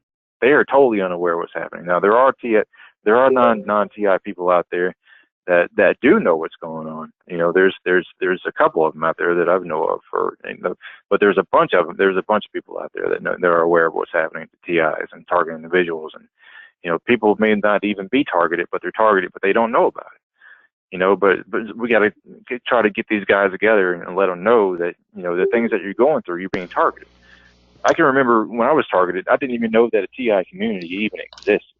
I thought it was all me, like, what's going on, what's happening, and then I came across David Voigt. I heard him, this was back in 2016 during his walk, and I came across Stand Alone America website, and I found David Voigt on there, and he was doing his walk, and I was like, there's people actually walking for this. There's people are actually they know about this. And it sort of woke me up to the idea of, or coming to the knowledge of, there's actually people out there that are fighting against this stuff. This is all new to me. I'm coming from, just being just a person, and not even knowing what a target individual is. That's just, but that's just like the public. They don't know what target individuals, who they are. They, the general public, they don't have any idea. If we can create a day and get it stamped, and put it on the calendar, I think we can make a lot of different changes, because a lot of people will see that and they could be like, well, what's Target Individual Day? And then they can look it up or talk to someone about it, and they know who target individuals are. That's just another way for the public to know who we are and what's happening, because no one knows who we are, and it's just, one day we can all just disappear without even anybody even knowing who we are. But we don't want that, but we got to get it stamped, and we got to get the public aware of who we are. They have to know who we are. They have to know what's going on with us. They have to know who these people are that's doing it to us, and it's just, we got to keep it going. We got to come together as TIs, as people, not just TIs, but as people, because being as people, that's who we are. They want to cut out individuality. They want to take away who you are. You got to remain to be who you are. The tactics that they're using, everything that they're doing, they want to take it away. You got to keep who you are and join together with other people. Now, there was a young lady on a few minutes ago, or probably 15 minutes ago. Her name is Tracy. I imagine that she is getting targeted very heavily, 24/7, and that she was probably in the same spot that myself and Angel are also in. And the key thing that I was going to bring up is now gone because they sat on my head.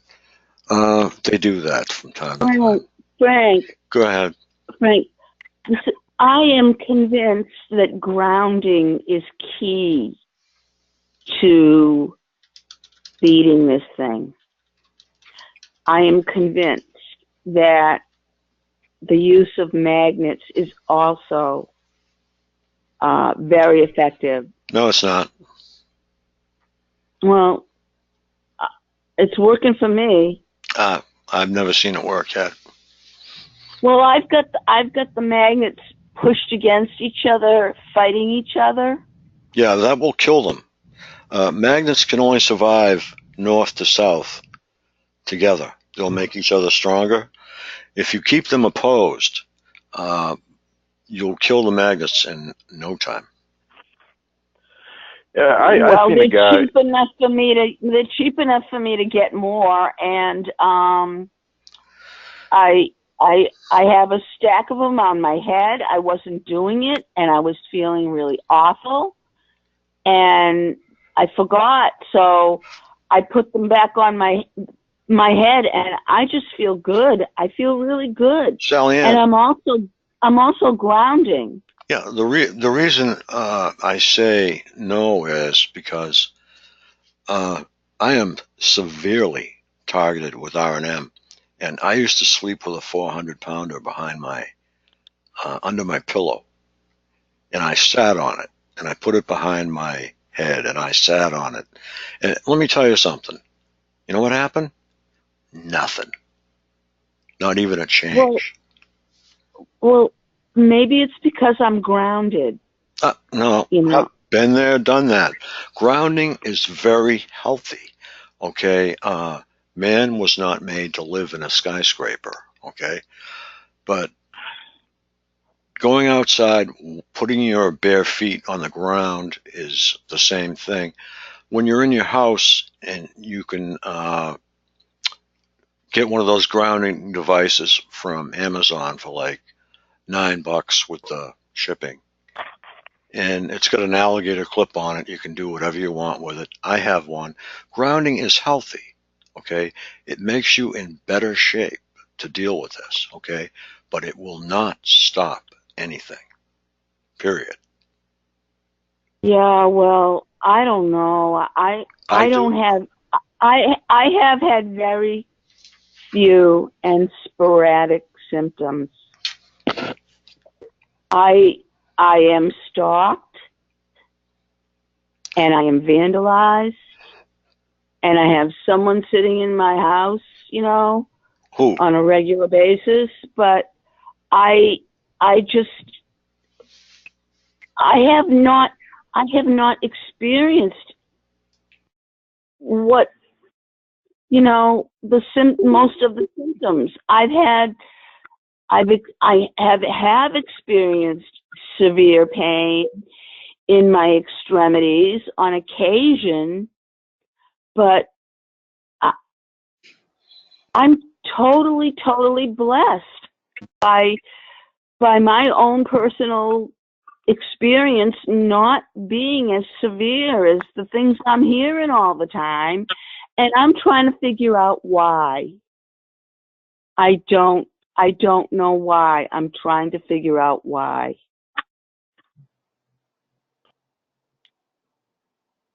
I also I think that this is.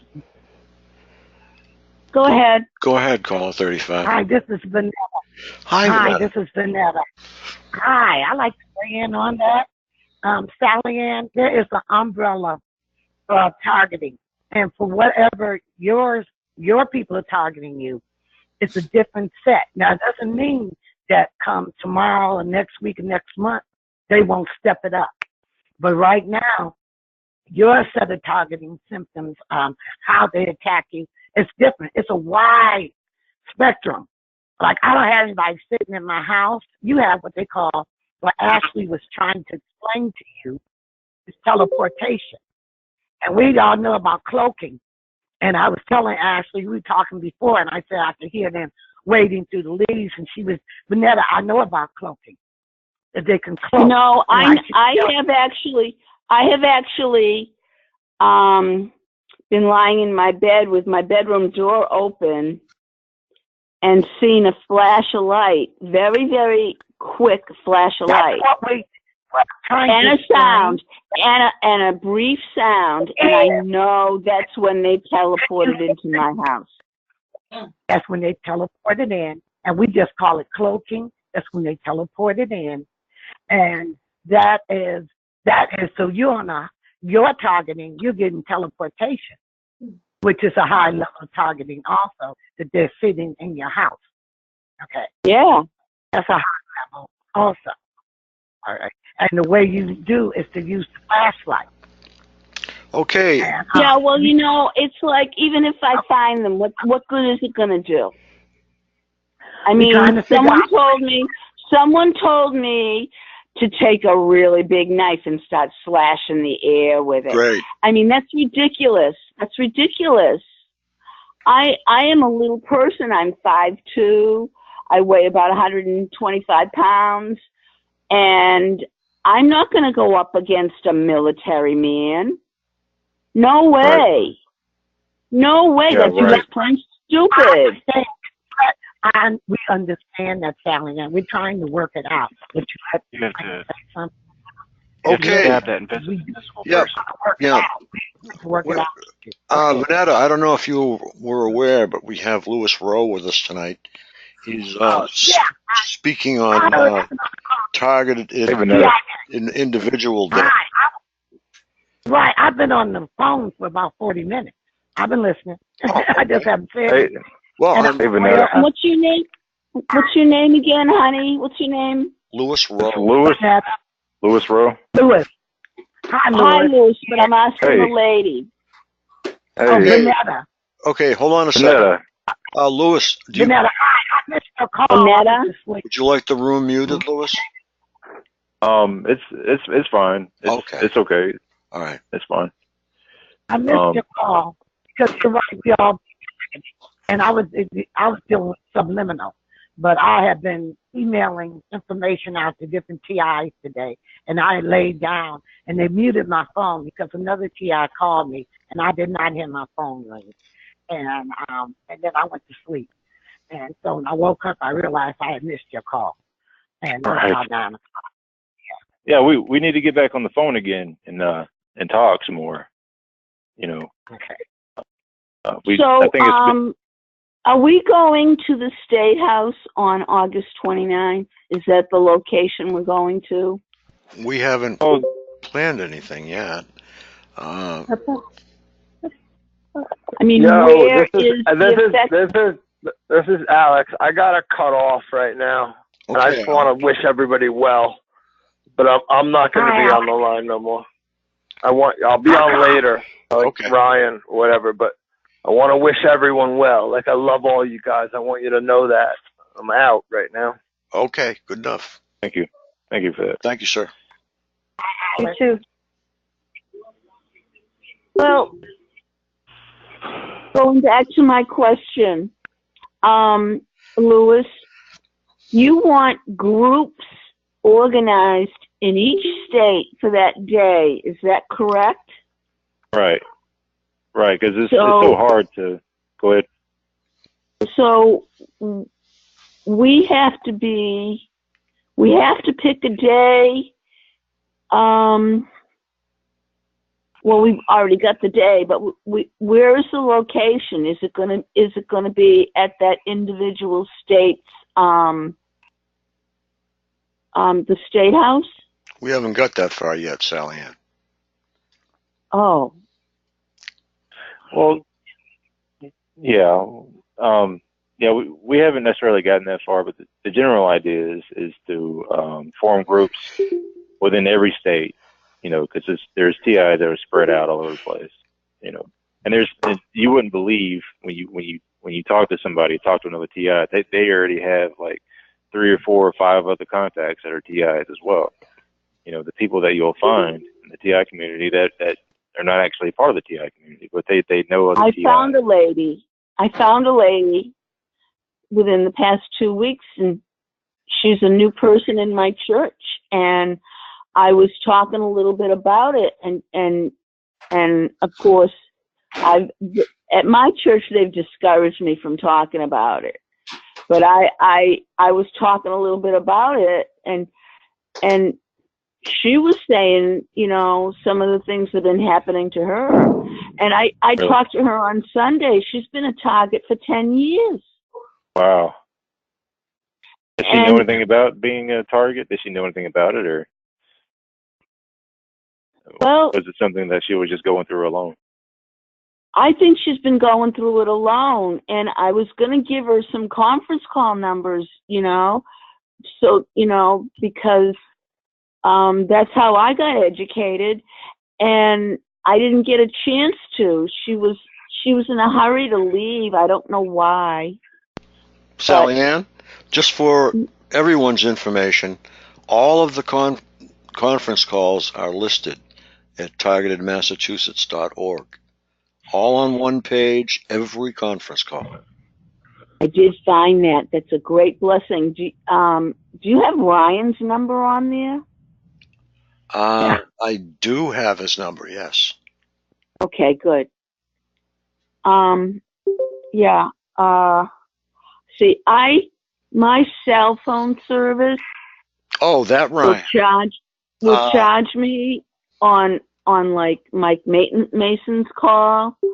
They charge me, and Derek's call. They charge me. So I've gotten to the habit of not participating in those calls, and I know I'm missing out, but I just can't, you know, I'm broke. I'm totally broke. Really got hit hard this month, and I don't have much to begin with, and it's already gone. So, you know, I mean, that's a big problem, and I feel like these things that are happening are intentional to cost me money, and I don't know. It's tough, you know. Hey, Sally Ann, hi. This is Loretta again. What you can do, because some cell phone services, mine doesn't pay for the Frank call, nor the Mike Mason call. You go to either Google Play Store or your app, or iPhone, whoever your service is, and you download the free Text Now, free. You put in the search, and you go for a free cell phone. See, I can't hear you. Sorry. What am I going to download? Is it an app? You're going to go to Google Play Store. You're going to download apps. One is called Text Free Cell Phone Calls. You download those apps, one of those apps. You put it in your phone, and you can call Frank, and you can call Mike, because they will allow you. Excuse me, back it up. I've been on the Play Store. I'm on the Play Store forever. I've got all kinds of apps on my phone, you know, meters, things like that.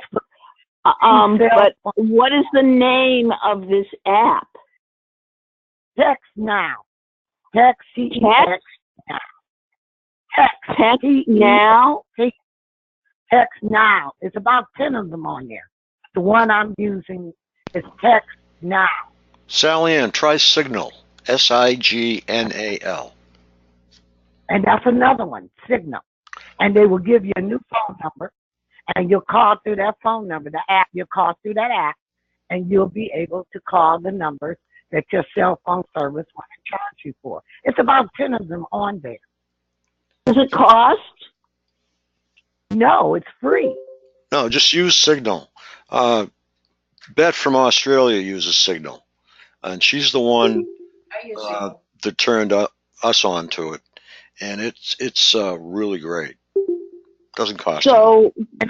They give you another number, another phone number. It goes. It'll tell you. Yeah. It'll tell you your phone number.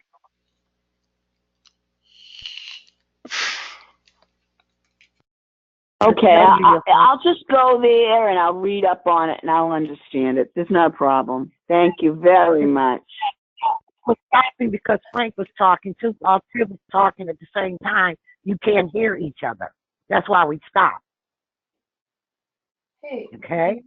It would tell you. Thank you. I also wanted to. I have something else to tell people. I'm not going to be on the phone much longer because I'm tired. But you know Barry Trower. And most TIs know who Barry Trower is, right? He's a whistleblower. He's a whistleblower. He's a microwave expert. He helped develop these microwave weapons. Okay? And if you watch an interview with him, I don't know which one it is, but they are on YouTube. He says that there's one man at the top of all of this. I think I know who it is. I can't say over the airways, but I think I know who it is. Because I believe that this is basically power and control weapons, but it's also a depopulation program.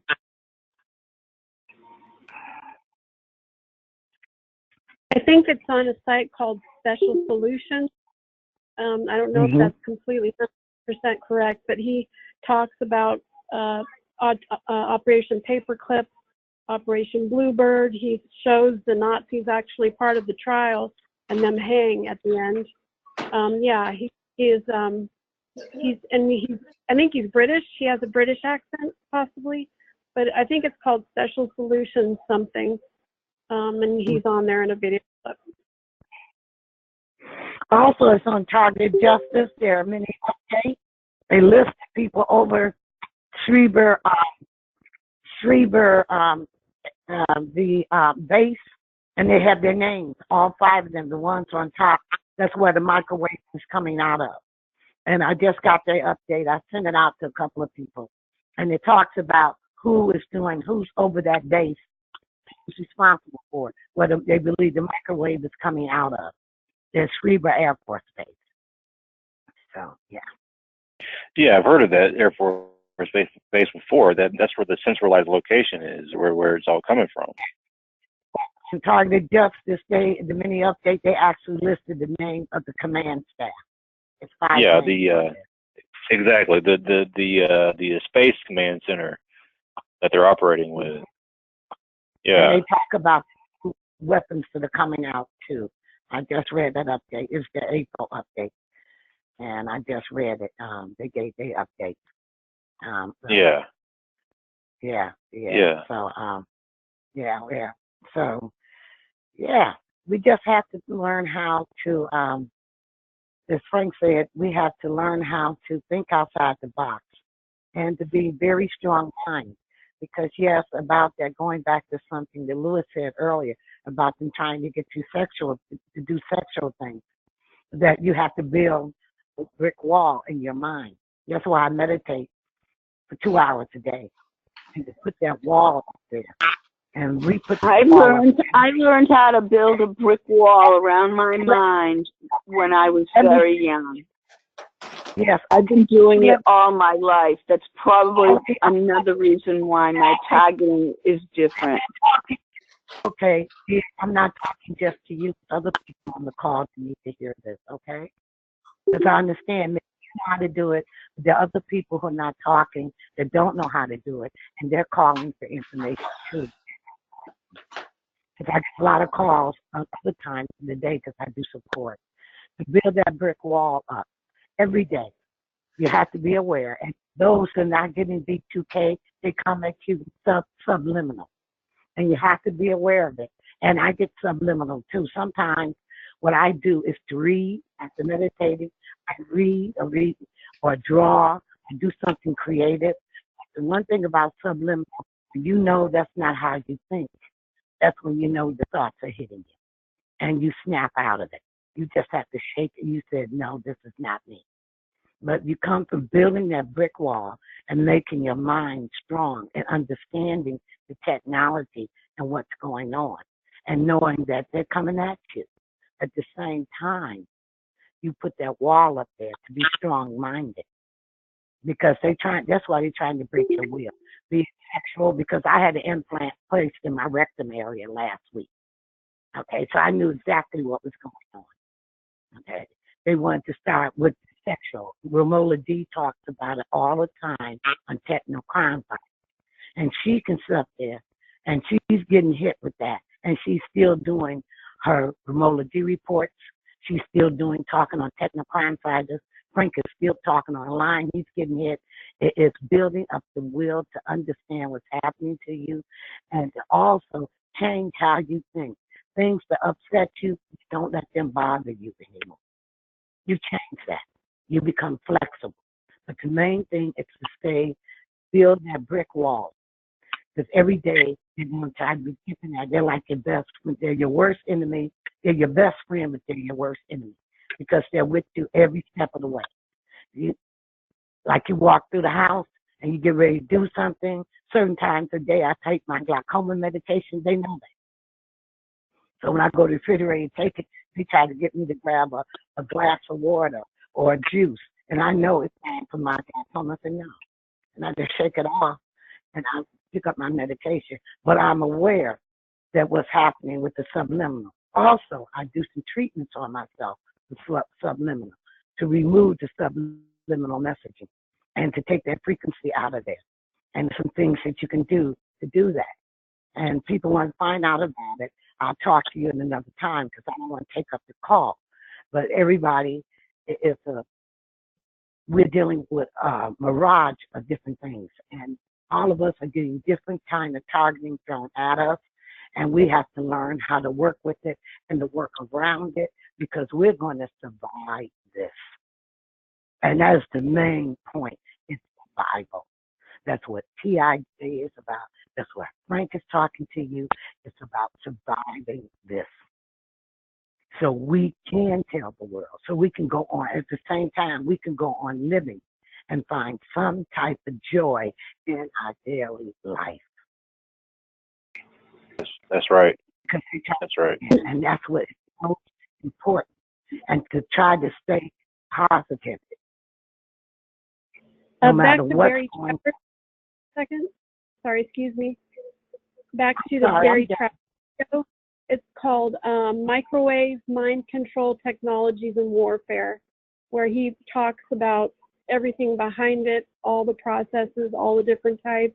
They even do it on fetuses in the womb, and he explains the whole thing. But that's what the video is called. He's very, very intelligent and knowledgeable. It's Microwave Mind Control Technologies and Warfare. It's a great one to watch. And I'm familiar with Barry and the microwave because I get microwaved also. But the bottom line, at the end of the day, is to build up your strength, your interpersonal strength. Understanding technology, setting up that brick wall, and learning the technology and getting on these calls and working and not being isolated and not being why me, because they get you in that why me and I'm being tortured. We are all being tortured. Everybody. You just get re-victimized over and over again. Yeah. They re-victimize you. So, yeah. And we try to deal with it and maintain our humanity and find some peace of mind, if nothing else, on these phone calls. So we can get through this and tell the public. It does help to knowing the technology. It does help knowing the technology. It's helped me learn how to fight what's coming at me more, because you can't fight an enemy that you can't see, you don't know about. So it's really education about it. Really, every day it helps me learn to fight it in one way or another. The more you know. Every day. You know. And the more you're right, and I don't mean to cut you off. I'm sorry. The more you know. Sorry if I you. No, I read 2 to 3 hours a day. I was talking to Lewis. I spend a lot of time just reading to keep up on the technology, to keep up on the articles, to fight, to learn how to fight. So I can come back and not only fight for myself and fight for the other TIs who feel like they can't, they can't do it anymore. Because I understand why it's only 10 to 20% of us who are being activists, because the other ones are getting hit so hard and it's really taking them down. And Mike Mason was talking about that on Linda's call Friday night. You get tired. I get tired at times too. So I go out and I do a non-TI thing. I went out to Earth Day, and it was so good to be outside yesterday with normal people. I didn't know what to do. Now it's outside in the sun. That's the main thing, to find some type of joy, because it is about keeping your mental health at the same time together, about keeping that sense of self that Lewis referred to earlier, of who you are, because they want to take that individuality, the things to give you joy. If you're an artist and you sit down and draw for an hour, if you love music, I love music, all kind of music. And I play music for an hour, 2 hours. I play any topic. So you can feel one in of the control. gals, So you go ahead. Gals on here said the battle is they're trying to change you. The battle is don't let them change you daily. I thought that was really well put. Yeah. Exactly. They're trying to change you because the you they're trying to change is the you that they're afraid of. And they're more afraid of us than we're afraid of them. They're afraid of us because we're individuals, that we're warm and compassionate, and they want to change that. And we won't change. They don't want you to have anything individual at all. And I think the other day I was thinking if they get really pissed when you have your own authentic feelings or thoughts, because they don't make as much money or points off of those than the synthetic ones they're trying to make you do. That came across my head the other day. I don't know if anybody, reflected on that at all, but they don't want you to. I don't think it makes them as much money. They don't point. If you're sitting up there laughing, looking at comedy, they don't make any money. I put my phone in the microwave, cut it off in the microwave, and turn on a comedy show, and totally just zone them out. They don't make any money. Yeah. So you have to start thinking outside the box. And each person's targeting is a little bit different. So you have to figure out, listening to all of us, and find another TI that you can talk to, because that's important, not to be isolated, not only on calls, but during the day, not to be isolated, that you can talk to, even on a daily basis, to break that isolation, to talk to another person who knows what you're going through, maybe with similar targeting, maybe not. Because one person I talked to got D2K, but we have an understanding. I talk to her a couple of times a week, and I talk to another one who's basically being mobbed. But you keep those relationships, because that's important too, because they really don't have relationships. They are all in that to make the money. They don't trust each other. They don't like each other, and actually they're being watched also. So they don't have relationships. So they don't even know how to respond when you have genuine relationships. And I make sure that I have TI friends I have genuine relationships with, and I make it a point to go out and do that and to keep those friendships, because they don't know how to handle that. They're very jealous of it, because that means they're not controlling. They're not controlling your emotions. Yeah. That's the key. And we're going to figure out how to deal with that teleportation thing too. It's a way to get around that too. It's nothing that they picked, that they made, that can't be beat. They came up with something, and somebody there knows how to deal with the teleportation. And we just haven't found it yet. I was on TV wasn't on TV, looking at 60 Minutes, and they talked about the MIT Media Lab.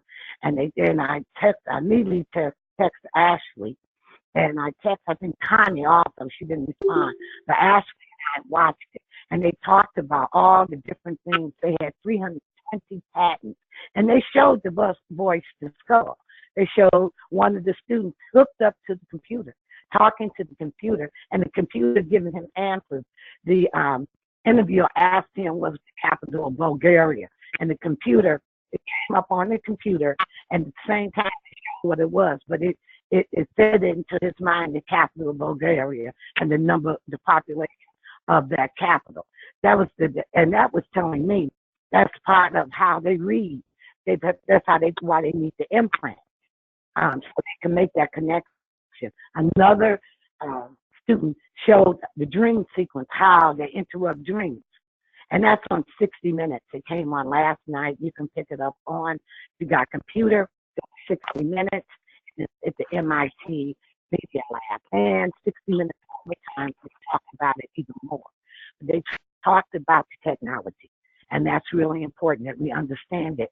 And I was glad because the American public got to see it too. And yeah, was the American public. Was that some sort of was it like an exposure episode to tell people what's going on, or is it something? It's like bragging about what great work they do with technological advances at MIT graduate studies. It was on 60 Minutes. So they were saying they were funded by 90 different companies, and they did $75 million a year to do the research. Oh yeah. So it's more. Oh yeah. Yeah. So, and they had 325 patents. They showed 4 programs, all their programs. They showed one on architecture where they built a lab and they were growing food inside of this house. And they showed the dream sequence. They showed the really what it was the skull. But anyway, the computer hooked up to the guy talking to his brain, and they also showed another guy, another engineer whose legs lost his legs in blizzard, and he built artificial legs with 12 computers in them and connected them up, and they showed him running up and down the steps and climbing and doing different things. And he was saying how they run mathematical computation, which is really another word for algorithms that they run, and that's how they run. They showed him on his 2 artificial legs. Wow. You can go look at it. If you got Hulu, you can go look at it. Or, the other programs replay 60 Minutes, and you can look at it in 60 Minutes overtime, so you can understand the technology. I'll look that up. They originally came up with the driverless car, and they came up with it in the 1990s. And nobody's gonna. I have a question for Lewis. Do you think that at some point some of these people will be prosecuted? I don't know if that's too far off the topic. I was just wondering what your opinion on that.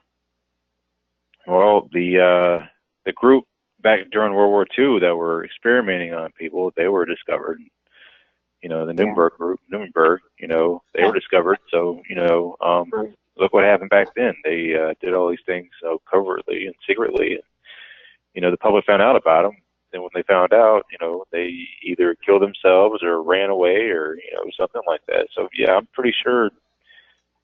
I got a good feeling that in the future that these people that are doing this will eventually be brought, into the light, and everybody will know who these guys are and be persecuted the way they should be. That's what I feel about it. I do. Are you referring to the group of scientists and doctors that were relocated to the U.S. and other countries? Well, it's Dr. Mengele, Dr. Joseph Mengele was the one that did experiments on 9-year-old twin girls. I think he was also in that group. I'm back to Germany. But is that who he's talking about? Were exposed, all the people that were relocated and given homes, places to live and jobs? Some of them, they did. Yeah. Some of them, they did catch. The ones that they didn't prosecute. Let me say this. I understand Operation Paperclip, but let me say this.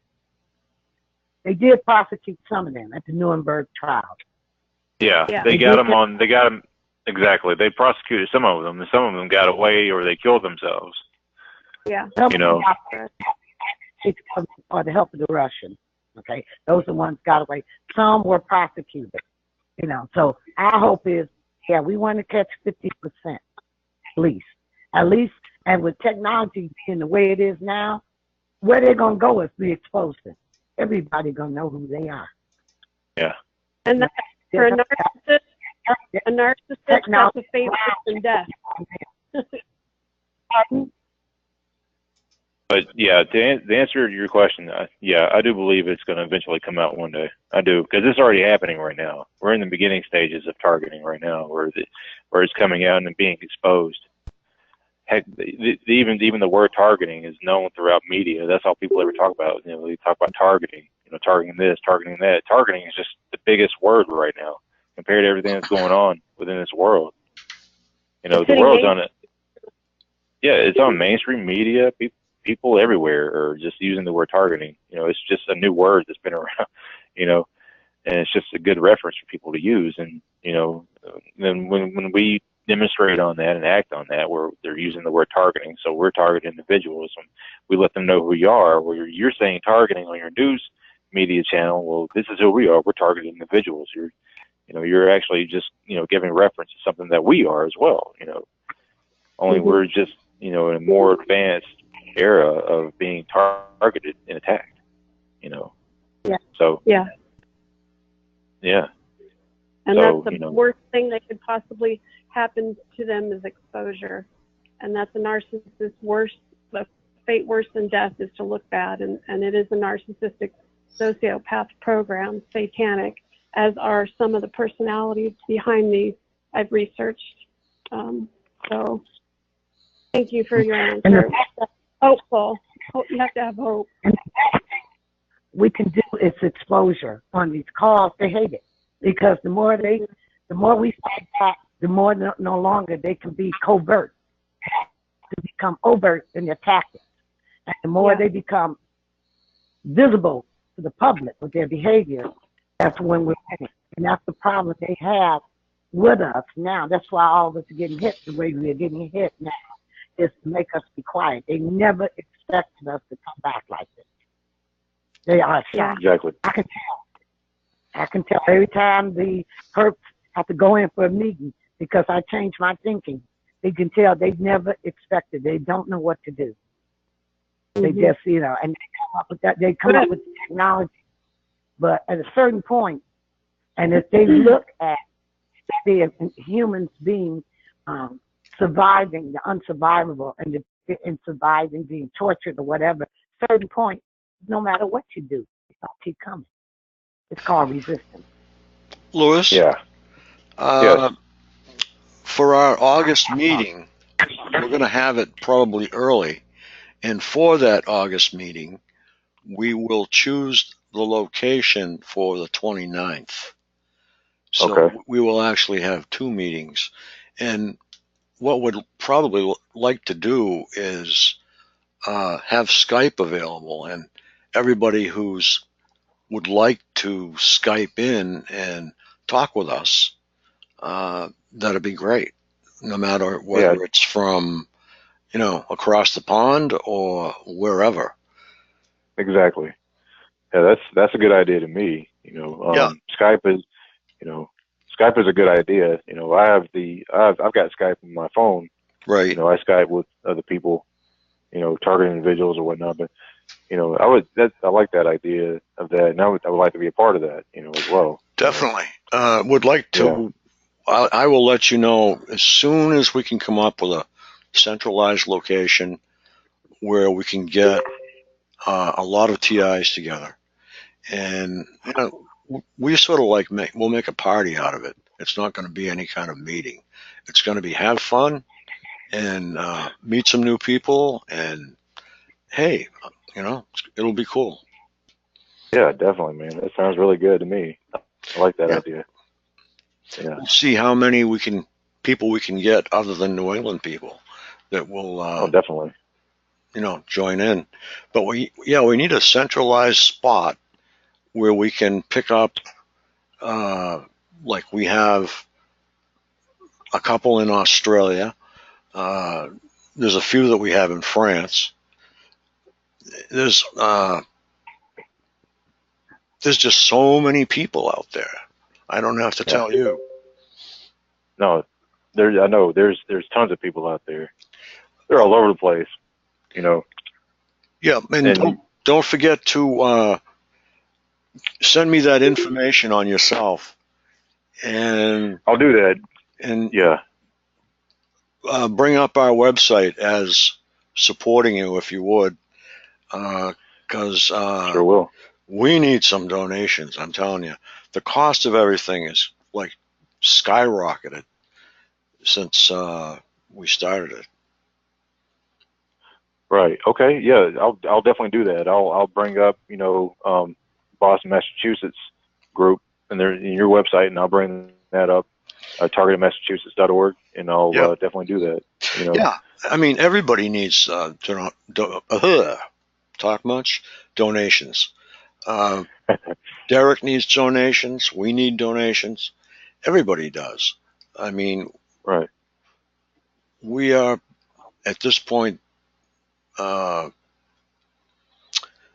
talk show for the Northeast, and we have, like you've run into down in Florida, and Derek's in California, and we've got Ella in Oregon. So we have people well placed. It's really working out well. Yeah, definitely got the people, and the community leaders, so like Ella and Derek and you yourself, in Florida, there's people, that are in place as leadership, and you guys all have contacts all over the place, so the donation part, maybe we can come up with something for donations. That's something good to look at. For do you have any ideas for donations or whatnot? As for individually your costs? Well, I mean, try to get donations from the public or some groups. Somebody that can use money or use the money that was donated to them, especially like a 501c or something. Yeah. Well. I have this idea of groups that can get together. I think it's a good way to get donation money. Is do door-to-door, presentations, like having a DVD set up for maybe a 5-minute documentary, what targeting is, and then, we can do petitions at the cold calling door, we're knocking on doors, talking to people, do petitions, tell them who we are and tell them we're part of an organization, and then we show them like a 5-minute video, and also do like a memorial list for the people that have died over targeting, and try to get them to comprehend what's happening. We can also ask for donations. There's nothing wrong with that. Especially as a group. So something like that would be good as a group. Right. To do. Yeah, so, we had Janet Murray pass away, suicide. Yeah, I know. I heard about that. I've seen that on Facebook, and I heard that she was a pretty good. Would not let me speak with her. So, really? Yeah, that caused a lot of controversy, and I am really bull over that because a lot of people have tried to talk to her, and her husband was just like a brick wall, just wouldn't let anybody talk to her and wanted to put her away. So, wow, that didn't go over with me at all. Wow, that's crazy. Wouldn't let you talk to her. Nope. Wow. I got to talk to her once, and she came on our call once, and that's it. That's the last time we ever saw her. Jesus. Yeah, I spoke with her several months ago too. I would like to say also, I knew from having spoken with Janet that her husband would use the threat that if you commit suicide, you're going to hell over her. You know why he said that, don't you? Most insurance clauses, if the person commits suicide, they won't pay. Isn't that? So, I mean, down and I dirty? didn't know.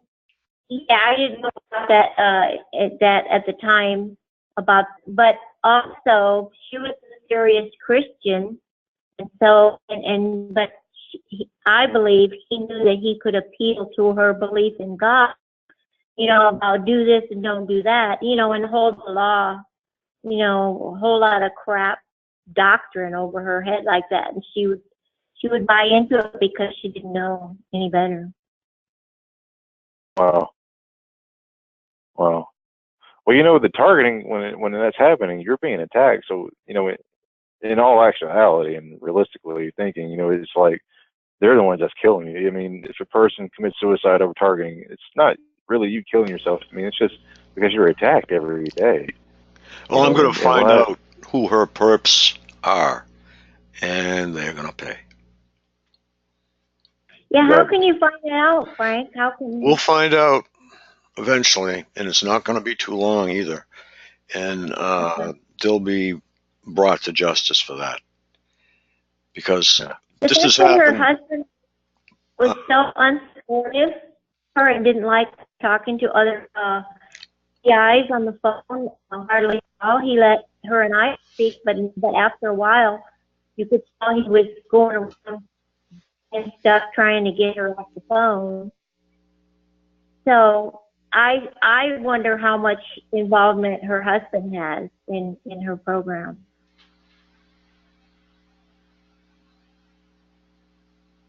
That's a good question. Yeah, well, I imagine that her husband was influenced. Yeah. Because her targeting was very severe. Yeah. Sounds like it was. I know another person, I'm not going to mention his name right now, but his girlfriend was driven crazy. I can't put my finger on that one. Okay.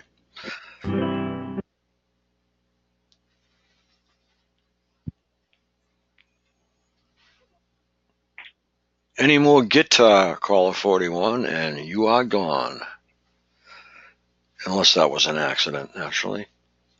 But I know one guy that they drove his girlfriend nuts, and on her birthday killed his girlfriend's sister on her birthday. Wow. So when was that? Well, that was June 12th, 2014. Oh, wow. July 12th, pardon me. July 12th.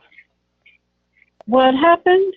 His girlfriend was driven crazy, and he killed her.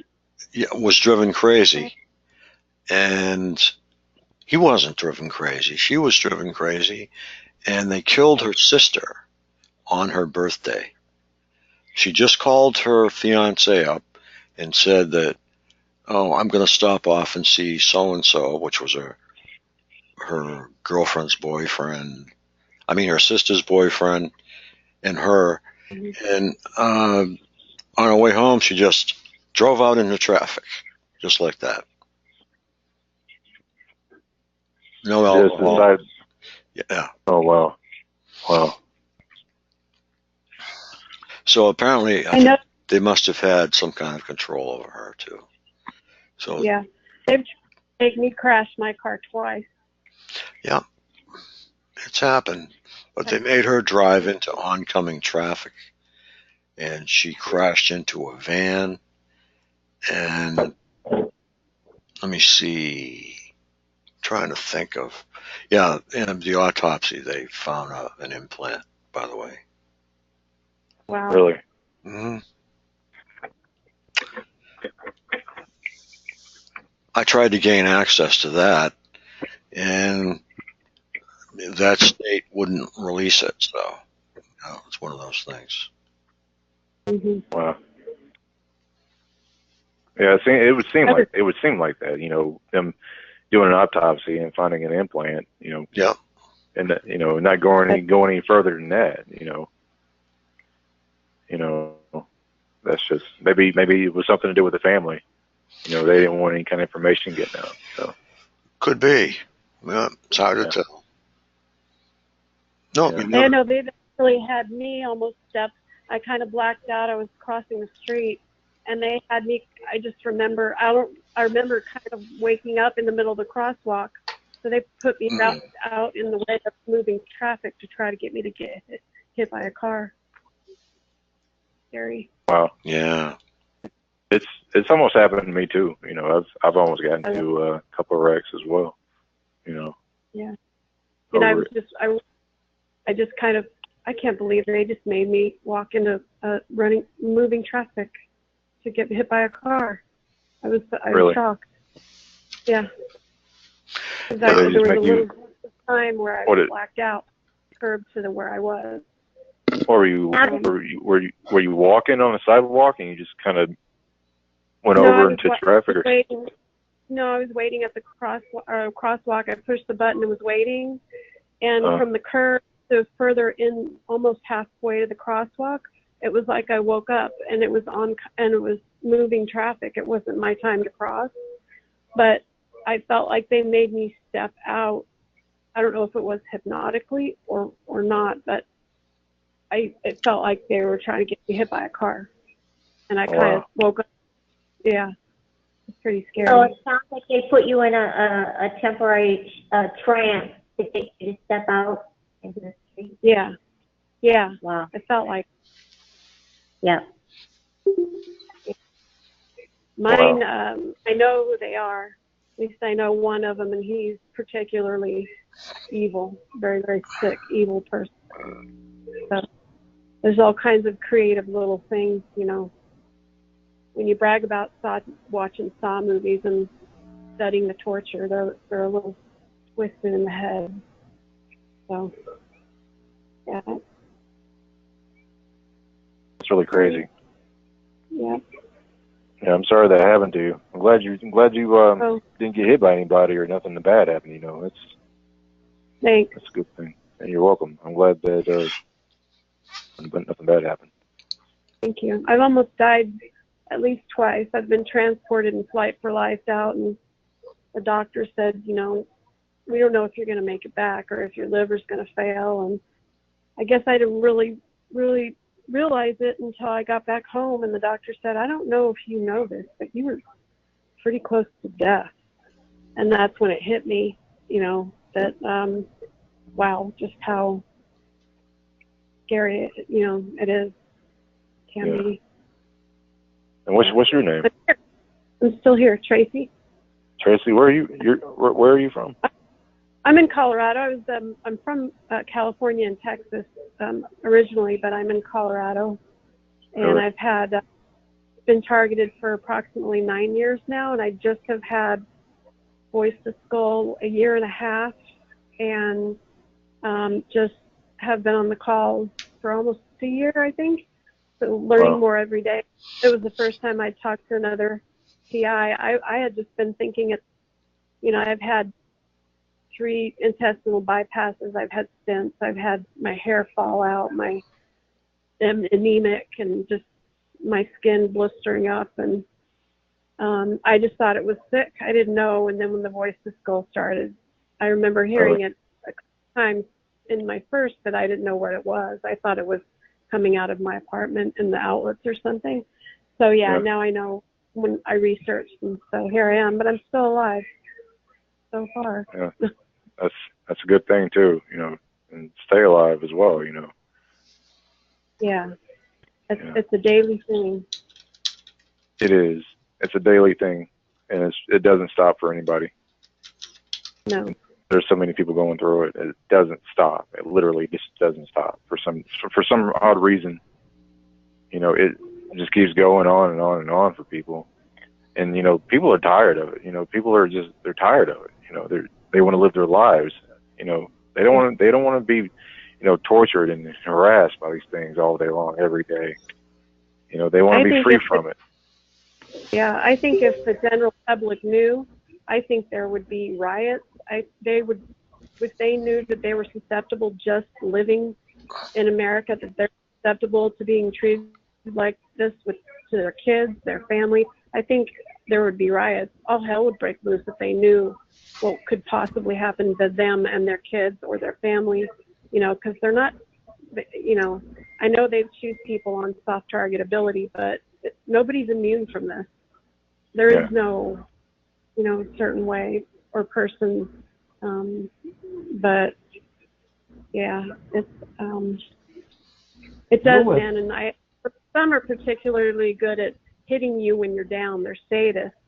They attack you the worst. My brother has cancer, and he just had an operation the other day, and he beat it 3 times, but they took out he had a tumor the size of a golf ball on his voice box, his larynx.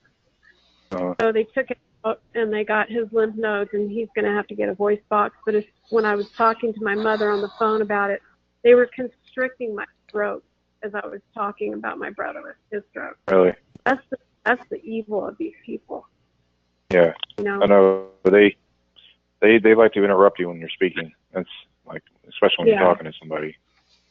It's like Lewis. Yes. I just want to ask, what town are you in? I'm in Michigan. I'm an hour north of Detroit. Oh, okay. Okay, I want to get on your website. I know you done repeated it a couple of times, but I was trying to do my detox after I had y'all. That's why I haven't talked all night. But you said targeted day something. It's targetedindividualday.weebly.com. Okay. So that's thank you. Target. You're welcome. And Weebly is WEEBLY. Okay. So that's targetedindividualday.weebly.com. Okay, .weebly. Okay. Right.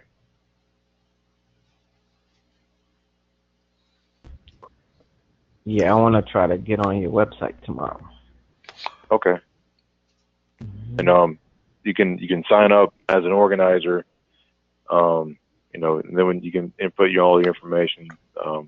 Well, not all your information, but your phone number, your state that you're in, and your email address and your name. Okay. And you'll be there. So. Okay. Frank, Ella had emailed me to subscribe to something.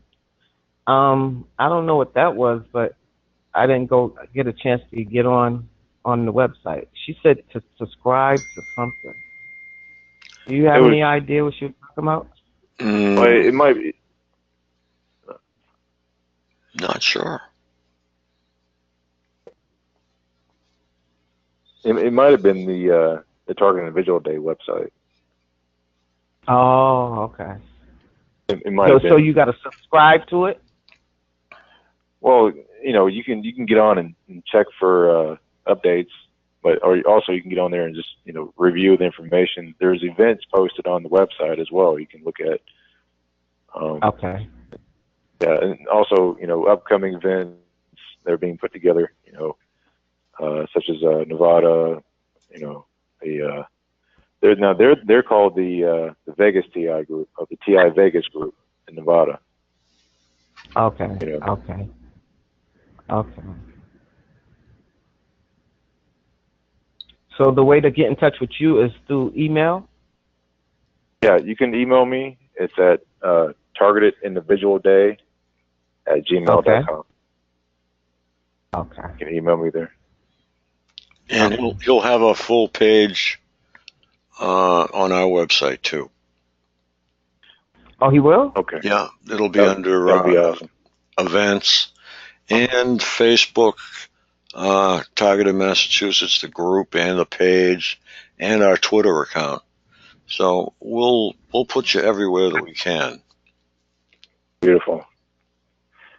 That's beautiful, Frank. I appreciate that. I think the more I think about it, I think that we should build our summer event around that.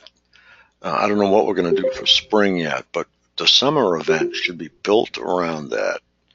It's just, if it's going to be happening worldwide, we should build around it. in terms of the date. So that's the message I'm going to put across. Okay, that sounds good to me. Yeah. I like to hear more about that. Yes. Well, it would be Northeast. Right. The Northeast targeted individuals territory. day. Yeah. Yeah. That's quite a big chunk of real estate. A lot of people. Yeah, it is. Yeah. A lot of people. We don't have the TIs that California does. They have, God. I know. I mean, every city's like 300 or 400, it seems. I know. There's a bunch of them, man. They stretch from San Diego to Sacramento to LA to everywhere. They're everywhere there. And you might mention to Derek that he should focus an event out in California or the Unity and Hope event around the 29th so that we can all be locked in on the same day. And, when the second hand strikes midnight, we'll have our own New Year's celebration. It's things like that that make the world go around. And we got to get public attention. So. Yeah, public attention is the best idea. That's Target Individual Day. That's what it's about. Public awareness. Right. Plus, Louis, do you have it on Facebook? Yeah, I've got a Facebook page. It's Target Individual Day Global Protest. Global. That's the whole. Global is Target Individual Day Global Protest Event. Okay, so you got to type that whole thing in to get it. Well, I think you should be able to just type in Target Individual Day. It should go straight to it. Okay.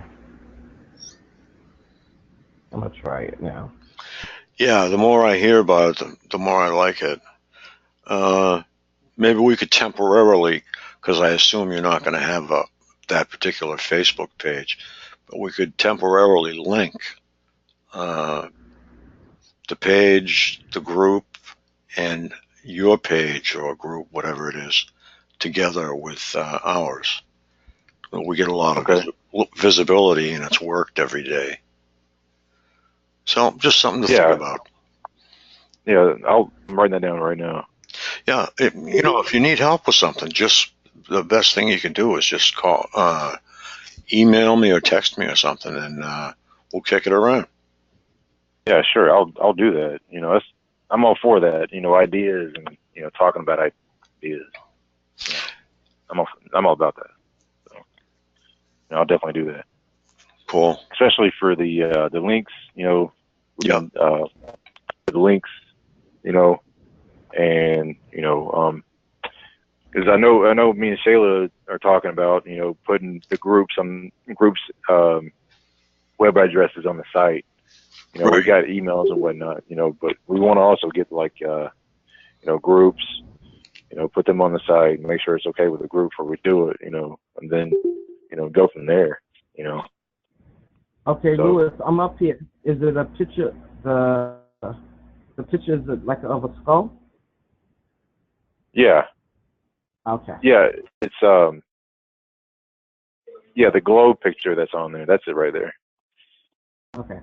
I'm getting ready to join it right now. Did you say picture of a skull? Or like a brain. Oh, okay. Oh no, it's it's an Earth picture on the page that's set up. It's got hands holding the globe.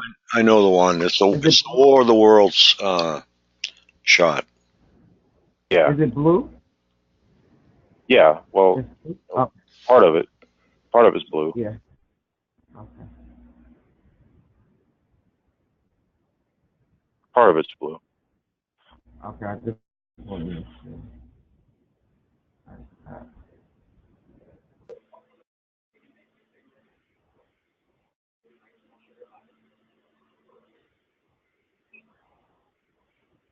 Oh yeah, and they got hands. Yeah, I see the hands. Yeah, that's the War of the Worlds series that came out in the 80s, I think, something like that.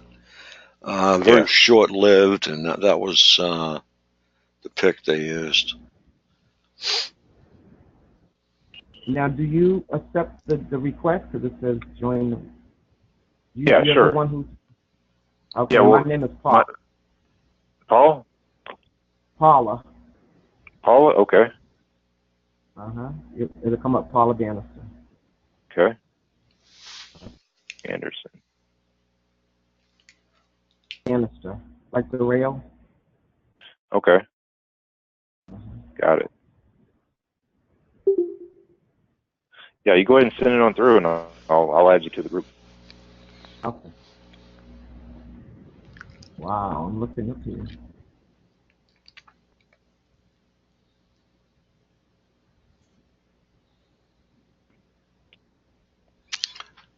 I think I have like almost 1,100 friends on Facebook. Let's see if I can. Facebook's getting really fussy about the number of people you notify about things. I've noticed lately. Yeah, it's the same for me. Yeah. I posted a video earlier and gave a description on top. You know, it was from the Fusion Center that released that information about, you know, the electromagnetic weapons and whatnot, the V2K and all this, and the violent frequency stuff that they do. I put a video out on it, and they flagged it and they knocked it off. Yeah. I looked at a lot of those pictures that were part of that. A lot of those pictures, strangely enough, came from Eleanor White's old website. And I've seen those 1,000 times. So the government picked those up and put them under lockup, and it took a Freedom of Information Act to get them out. Exactly. That's I know what you're talking about. Yeah. Yeah, I've seen those pictures too. You know. Yeah. It's really wild. So, yeah, I know it's wild. You know, I was also thinking that, you know, they were using old documents or something, but it looks like some of it's actually kind of, you know, new, but, you know, some of them I haven't seen. You know, right.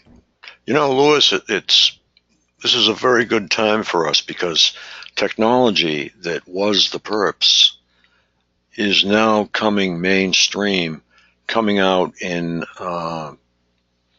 kids' toys, and then we have professional versions like Audio Spotlight, which uses heterodyning. It's coming out mainstream everywhere. And I think probably by December, you're going to see perps throwing their guns down, so to speak, and turning themselves in here and there. I thought we had one out in Washington or wherever the hell it was. Excuse me, I'm getting tired. But he turned out to be a fraud, but I think we'll see more of that. And I see it in Frank, the chat room. Emotive. That's the personal EEG companion, Emotive. I just saw that. Ryan brought it up in the chat room. Yeah, go ahead. Emotive. Oh, thanks. Yeah, my phone wasn't working before with the headphones. Yeah, Frank and anyone on the call, do you think there is a safe way to find out who our perps are? Yeah, there is. You know? Mm-hmm. The frequency is being recorded by the feds, number one. Number two, we're going to come up with a way to track that frequency. And it really makes me aggravated when I see people charging $1,500 and $1,600 for a scan, and then they give you a list of where the signal is coming from, but they won't tell you how they got it. And it makes me really aggravated. And another thing that makes I get incensed when I saw one of these reports from Dr. Staniger, and it was for a friend of mine in Connecticut. It had 3 elements on it. It had lead, trinium, I think, and something else. And all she has to do is say, tell your doctors to look for this and this and this and whatever it is. But no, she wants to make the bucks. So what is she doing? Yeah. She's keeping it to herself. You know, it just makes That me is something. sick. Yeah. Yeah. Hey, I mean, Frank, Yes, sir. you know, McGlinda Kidder has a book out. It's a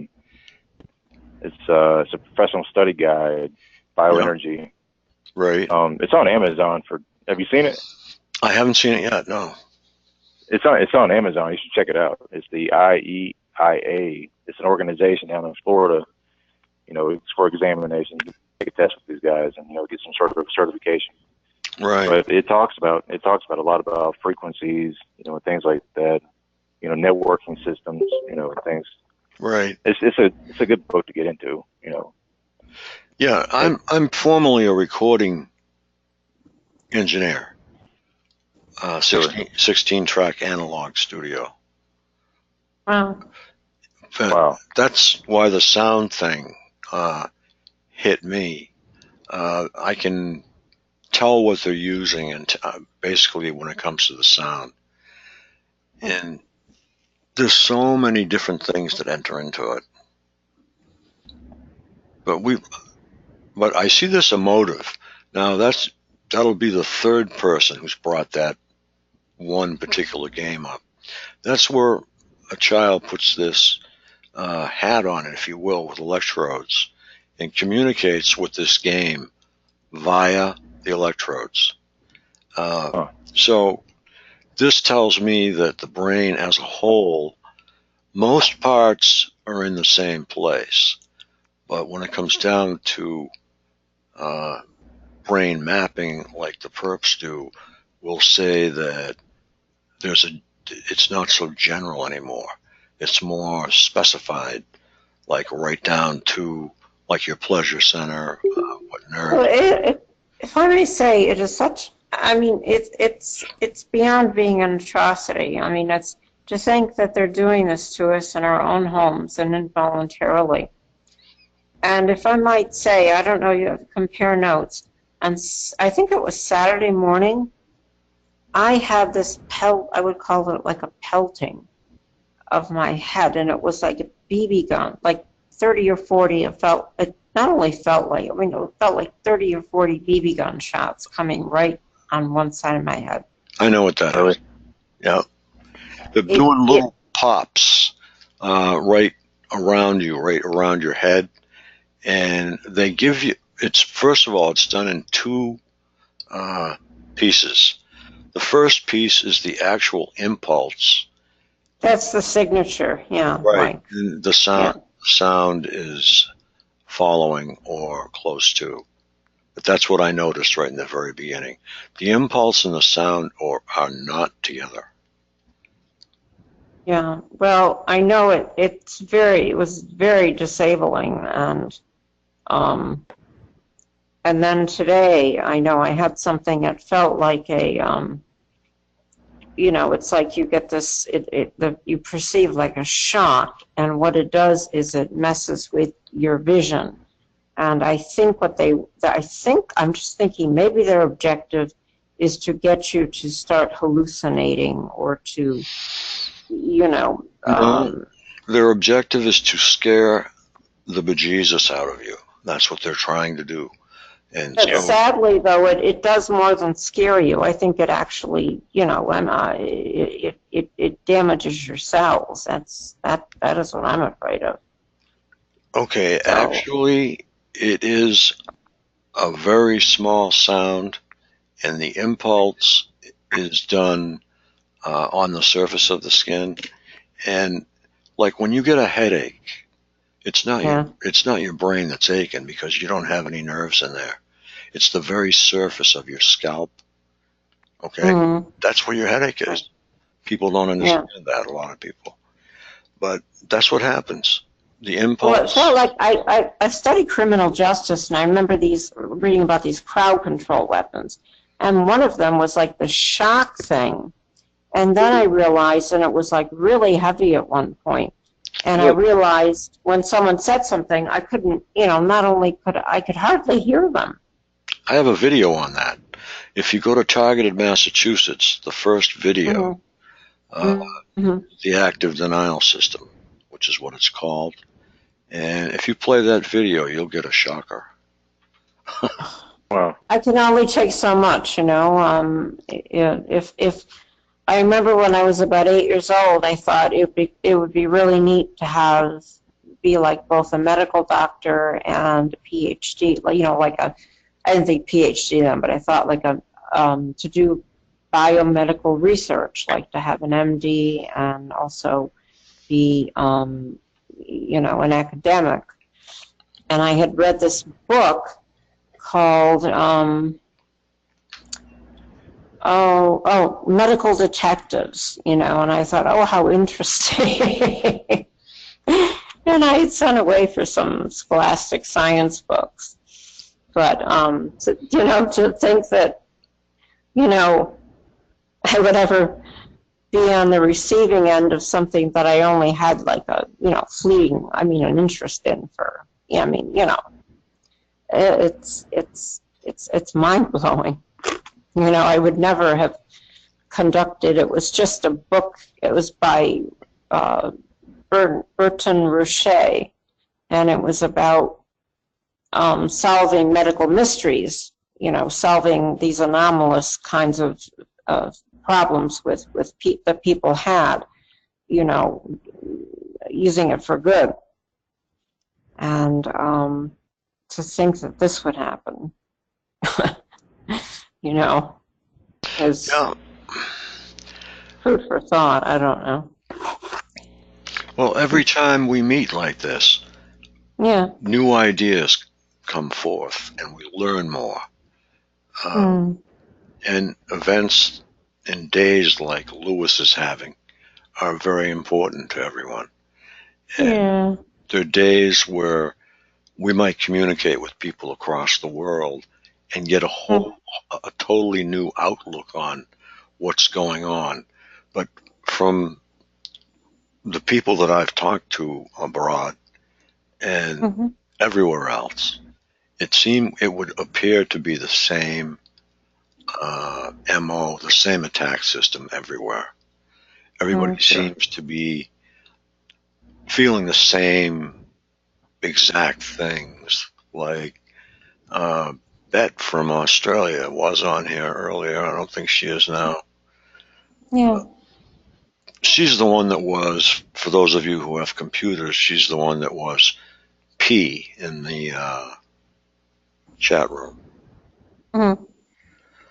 But yeah, it's a tough battle, but you have to think this, and it's the truth. We've all been chosen to do it. Oh yeah. Yeah, exactly.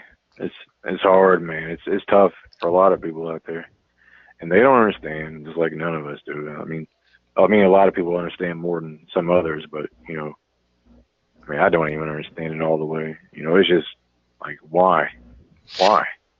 The why is the biggest part, but Tracy was speaking a little bit earlier, and I'll clue you into something.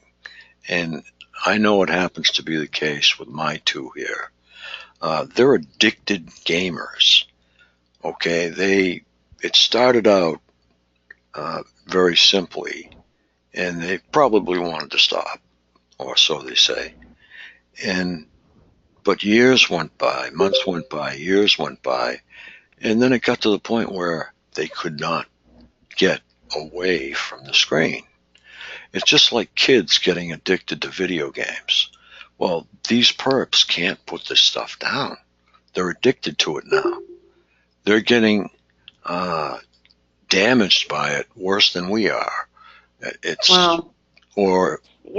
would have to be outlawed, and it is in Massachusetts. Their so-called cash would have to be seized, and there'd have to be laws put in place. Well, if you go ahead. Addicted like getting high, like they high off of it. Yes, they do. Yeah, Oh my God. Yeah, they get like it's like a major power drag for them. You know, it's a power grab. You know, it's like just power. Like the whole psychology of it is power. You know. But would you all agree, though, that doesn't justify it, and it's still wrong? No. They're killing people. They're playing us to death. There was a case study done. They had an individual on one side of a wall with a window all wired up with electrodes, and they had another gentleman that they just chose randomly. And they said, okay, every time you push this button, it's going to hurt this guy. And the guy could not put the button box down, and he was actually delirious or giddy over it. He couldn't wait to push the button. So this is what you're dealing with. They take human nature and use it against you, and they take hypnotism, combine it with a radio wave, and use that against you, which is exactly what they're doing. Yeah, they try to. I know for me, a couple times they did silent sound thing, and they tried to do like, I hate Italians, I hate this, I hate that, and you know, that is just not me. I mean, you know, I respect all, even if I don't agree with them, I respect all cultures. I mean, I don't ever disagree. I mean, I just respect all cultures and ethnicities. And if people act violently, I think they act violently independently, or perhaps as a group they might choose to act violently. But, you know, that's something that, you know, if I heard someone say that, or if I were forced to say that to someone, I probably would, you know, I would just, I don't know what I would do. But to think that someone could do something like that. And then you can't react very well because of how it's done to you. Except, you know, now I can't even feel like, I think I'd rather go off to a room and cry than just have to absorb that.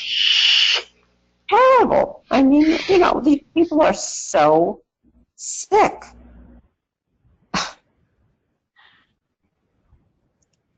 Yeah, it's pretty sick. It's hard not to let it bleed into your life too much, you know, because it's just right there all the time. You'd go crazy if you focus on it all the time. Yeah, well, you don't, but you try to override it with your own thoughts and perceptions and motivations, and eventually you do. But you know, it takes like what you want to do in 5 minutes. It sometimes takes 15 or 20 minutes to get it done. Yeah, you know, it's exhausting. Yeah, it is exhausting, but I find that keeping busy doing things, it really helps. And somebody said earlier that to Lewis, do he think that they're gonna ever get justice? I mean, I believe and I have faith that if they don't get justice through the law, they will get it through God. Most definitely. They don't get. That's just my belief, and I stand on that every day. Because this is not of God's will. This is not God's will to live like this. This is not His will. No, it's not. Life isn't always either, because they want that. That's what they want. They want you to, you know, like bullies. They want you to react or cry or beg or be in pain, and I won't give it to them as much. I won't let them have it, and so it takes the game for them if you don't react. You know. Exactly. I call it advanced bullying 2.0 or 3.0 or 5.0, whatever you want to call it. Advanced bullying, you know. Yeah. That's what I call it. For several years, and I used to not react, and I had ways to just keep going and not react and still get my A's and B's and still keep my job. But they didn't like that, and unfortunately I didn't get rid of them, so this is where I'm at now. Yeah. Well, that's good that you're hanging on to everything that you got. that takes a lot of strength to do that. Well, thank you. You're welcome. Be nice if a year from now there were significant changes in this game that's going on. You will see some significant changes, believe me. Yeah. This community is going to become rock hard in terms of unity. And I think that you're going to see a fall of some kind before the end of the year. I'm with you there. I believe the same thing. Yeah. Yeah, I'm with you there. No, we're moving leaps and bounds. And I felt really bad when somebody comes on, I'm not going to mention her name, and starts talking negatively. If you talk negativity, you will get negativity. I'm sorry. It's laws of the universe. You know what I mean? Yeah. Yep. And they don't like love. They don't like love, and they don't like positive. They don't like joy. They try to take it from you. And if you could keep it, it seems to defuse them somewhat. Yeah. Sorry. No, don't apologize. Yeah, that's why. I mean, if you have a really sour look on your face, you won't gain any kind of help from anyone. But if you have a smile on your face, this is negative attitude versus positive attitude. If you have a smile on your face and you say, "Hey, can you help me with this?" Granted, you're going to get the help. Yeah. It's just the way it is, Things are changing, though. The younger generation, I mean, the real younger generation. What we going through, Frank? We have no other choice but to have faith. You have no other choice but to have faith going through this. Because if you don't have that, what you have? You'll give up. Paula, where do you think we should meet if we had a meeting, which we're going to have on the 29th? And yes, we will come get you. Okay. 29th of this month? 29th of what? The 29th of August. Oh, okay. Oh, for that, Franklin Park, outside.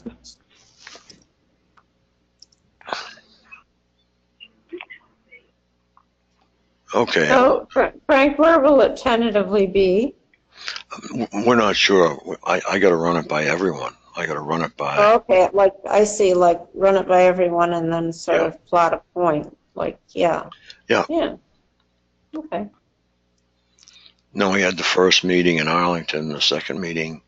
We're definitely going to bring this all up so that we're, ready and packing by the 29th, Does that sound like a good idea or no? I'm not sure. I have to refamiliarize myself with that area. Oh, right where you brought me to. Okay. Well, getting together definitely seems as if it's a very good thing to do. Yeah, well, the venue is up for, I don't say up for grabs, but that's up to confer over, because we want a really sharp spot for that. So we have to get together and see what everybody has to say. Very good. All right. Amen to that. Yeah.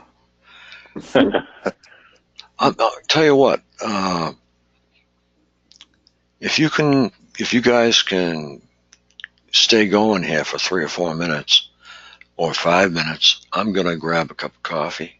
I thought so, Frank. And go and do it. And I'll see you in a couple minutes. Chat away. Okay. I'm not a prognosticator. I know it. We get to know this about Frank. Every time Frank goes, This is Vanessa. Yeah, he's going for coffee. I just wanted to reiterate what Frank said about folks being addicted. I listened to one of my folks, he lives over me, run up and down the steps. And just now I've been cut off from this call 5 times. And it's like they get off on trying to frustrate you or cause confusion. And because they're addicted, at the same time, they never stop. And when you think of them, think in the same mindset of what you've heard about heroin addicts, about methamphetamine addicts, and their behaviors. It's not far removed from that. It is exactly what we're dealing with. And their only joy is in dealing with their drugs. I agree with you about the addiction, but I think kind of sadly, you know, I think the thing they ultimately, if you will, get off on is if they can do their perping and then they can use you as a conduit and they can actually hear each other or perceive each other. That's their big thing. I don't know. Yeah. Vanessa. Okay, go ahead, Paula. Yes, Vanessa. Vanessa, what I wanted to say is I understand what you're saying about think about the heroin addict and all that, but a heroin addict hurts himself. These people are hurting us. So I understand that. Mm-hmm. But I'm just trying to get you to understand addictive behavior. These people are much worse than heroin addicts or the meth addict, but they're addicted. Oh yeah, they're much worse. They much worse. To find sense and rationalize and saying, I would never do. Of course, you would never do it. It's probably one of the reasons you're in this program, because you would never do such things. But you know, I don't excuse them because it's the disease model. You know, I don't excuse them. I'm not excusing their behavior. I'm just getting to understand how to cope with them and not to get caught up in their addictive behavior, becoming angry, or becoming frustrated, or feel like that you're losing self. But that's their ultimate goal. So no, it's not the disease model, because there's something much worse. This is something, they're psychopathic. That's the best way to put it. Oh yeah, definitely. Yeah, we know that. They have no respect for humanity. And when you remember that, you remember the ultimate goal is to take you down. So your ultimate goal, like you said earlier, Paula, is to stay happy. That's your ultimate goal. Yes. Yeah, to stay happy and to survive and keep going. And then, I don't know if I told y'all, but I've been going through this for a while, the last few years, but I just found out in December. But let me tell y'all what happened today. And see, this is how I know God is good. You know, we being blessed because we waking up every day, even though you're in pain and agony. But I woke up today and went to a new job. I started a new job today. So you tell me God is good. God is good. If you can do that, you are blessed. I'm going through all, I'm sorry, but through all this I'm going through, I praise him through the pain. I praise him through the pain. Mm-hmm. And it's like keeping your eye on the ball, no matter what you're going through, no matter That's really good. Because you get microwaves. I get microwaves every day, and I keep my eye on the ball, and I keep a part of it that helps me, like with Paula, and I talk to Lewis. It's faith, because at a certain point, that's where they want to break you down. That's where faith come in.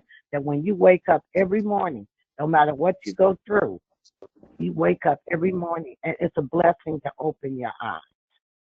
Exactly. And I think when I wake up, first thing, no matter what they've been hitting me with, what can I do today to make this day better for me so I can get through the day? Yes. What is it that I need to do to focus on no matter what's going on? And the best thing I can do is to try my hardest to ignore them and not to respond. Because that's one thing about them coming in your house, Sally Ann. They're trying to get your attention. I had that happen teleportation, and I've had it happen that I was like, oh, so what? You know, so you're in the house with me, and, you know, and I keep on doing it. I start mopping my floor, you know, and but you pick out something to do every day to give you some sense of joy. Paula got a new job. That is significant that you can go out there for. Well, I'm going to ask a child. I'm going to ask a childish thing. It's going to sound childish, but do any of you, when you go to get a cup of coffee or something that gets you going, or something like that, or a cold drink, do they really like hit you then and try to make it so you can't have it? Does anybody else get that? Yeah, coffee. Definitely. When I drink coffee, they like to come at it. They don't like it. Yeah. Yeah. Yeah. There's something about coffee they don't like. Well, it's coffee has a way of good for coffee the has brain. a way of letting you ignore it, basically, or something. Yeah. It gives you a little bit of energy and gets your brain centered, and yeah. So for me, every time I make a change of physical change of duty status, what I call a change of duty status, they hit me hard. If I get up to go to the kitchen, they'll hit me hard. If I get up to go to the bathroom, they hit me hard. So no matter what, every little change I make in my behavior, they hit me hard. Wow. Yeah, I know. It's like, anything that's sort of new, or anything that's like new motion, if they see you moving around and things like that, they'll target it. They'll hit you. Like, they don't like a lot of movement, because I think it throws off their signals. It sort of throws them off, but they can follow you anyway. But with you moving around, you make an easy target if you're sitting still in one location. Like if I'm sitting in my easy chair in the evening, that's right where they want me. Or if I'm at night when I'm sleeping, that's right where they want me. Because you make the best target if you sit still or lie still or whatever. They don't want me to get up and be active and move around and go from place to place. Exactly. Exactly. And a lot of times I'm sorry, George. You go ahead. I'm listening. A lot of times I move around a lot. Like you said, when I'm drinking, they know I get up every morning and make my coffee, and I make it fast. And I change the rhythm. Sometimes I keep my coffee in the refrigerator. Sometimes I got it in the cupboard. But the main thing is, when I turn on the TV and make them think I'm focusing on the TV, I have the TV on and I'm walking through the apartment. Sometimes I walk out on the porch, and a lot of times you're right. When you're sitting still, like I'm sitting still right now, and the guy is standing, I can hear him standing right over me. And that's when they hit you. But also when I'm sitting still, I make sure I shield myself too. I have shielding on when I'm sitting still. But I move around a lot. I really do. It helps with your weight if you can move a lot. And just keep thinking and just keep moving, because you're right. They don't want you to move. They don't want you to do anything new. And I never have a set schedule. I can do that. I'm retired. So no day is a set day, except when they know I'm going to my morning group meditations. And I know they're going to try to mess with my Lyft app or Uber app. I get around that too, because I'm going to do the things I want to do. But I never, after I leave those schools, sometimes I come home, sometimes I go out. It's never a planned thing. That's when people ask me what I'm going to do, I tell them I don't know from day to day. And I have some idea what I'm going to do. But I change, and then midday I may change my focus and decide I'm going to the library. And not the library, I decide I'm going downtown to hand out flyers. Or I decide I'm going to acupuncture. They got people out there by acupuncture, I give them flyers. And then I just change. Oh, they don't like that. They don't like that. Because I do that. They don't like acupuncture. And I walk. They don't like acupuncture. They try to discourage me. And no. They really hate acupuncture. Oh my God. They try to say they do the coughing, and I tell them, they mind control my acupuncture. she forgot to put my needles in. I go to Lord. They hate it. Because they hate it. And this one of my friends who I knew was being popular, she would always call, what's the address there? But she never went to get the acupuncture. And of course, I knew what was going on, but they were following me. That was to intimidate me. And they had Tinker, the big red truck sitting up half a block. When I come out, I can see it. But I still go. Because it's good for me. But the main thing is I don't have a set schedule for anything. I don't do anything the same way every day. Yesterday I was downtown at Earth Day, and I know they were, police are down there. And when I left, I could tell one guy was watching me. One cop. I could care less. I just kept on walking. Like I was going to convention center. They sent one by me. I kept on doing what I was doing because I am determined that I am going to live without them. Amen. Amen. And you have to every single day. I know what they're doing to you. I understand that. I understand what they're doing is wrong. But we cannot get inside their heads. They're gone. They're brain dead. They have no soul. So when you understand that, no, it's not right. I can't sit up here all day because the only change I can make happen is within me. I can't change anybody else. And when you understand that, the change, they do not want you to stay human. They do not want you to stay sensitive. They do not want you to get up every day and take control of your life. And that's the main thing to do. That's why that guy is sitting up there invisible in your house so you can't sleep because you're scared, and all that stuff. It's just meant to wear us down. Exactly. Choose to be worn and down. I feel like you're not gonna die unless God wants you to die. You see what I'm saying? Yeah. No matter what they keep doing to you, you're not going nowhere unless God say so. Exactly. So I just go on with my life. I got a brand new job and everything. I'm sitting up in Shielding now. They cut me off 5 times in the last half hour, and I keep dialing back in because nobody is going to tell me who I talk to on my phone in my house. Very good. Amen. I like these attitudes. They add up to victory. That's what they add up to. That's right. That's right. Demonstrate. Oh, this has been a good call. You guys want to keep it going? It's up to you, Frank. I don't care. I'm awake. Okay. I think we all spoke, but I'm awake right now. Well, as long as we have people, I will stay on. Well, I may have to cut out, but I would like to call in again on your next call. Sure, that'll be Wednesday night. Okay, that sounds good to me.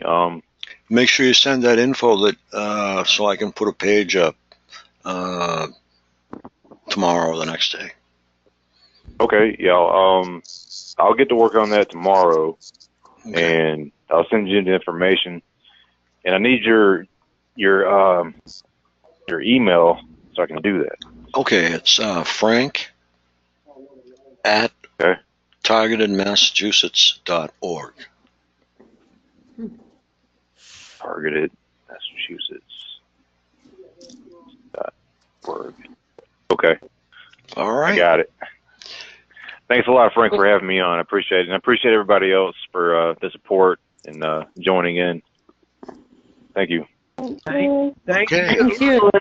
Thank you, Paula.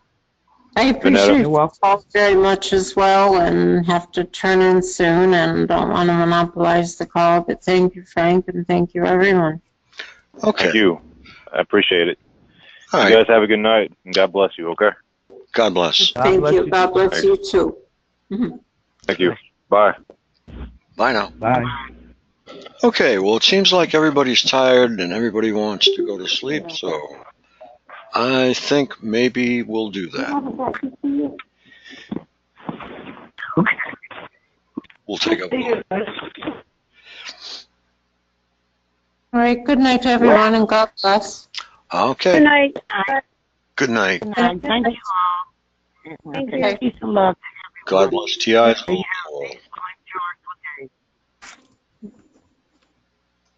Thank you. Bye-bye.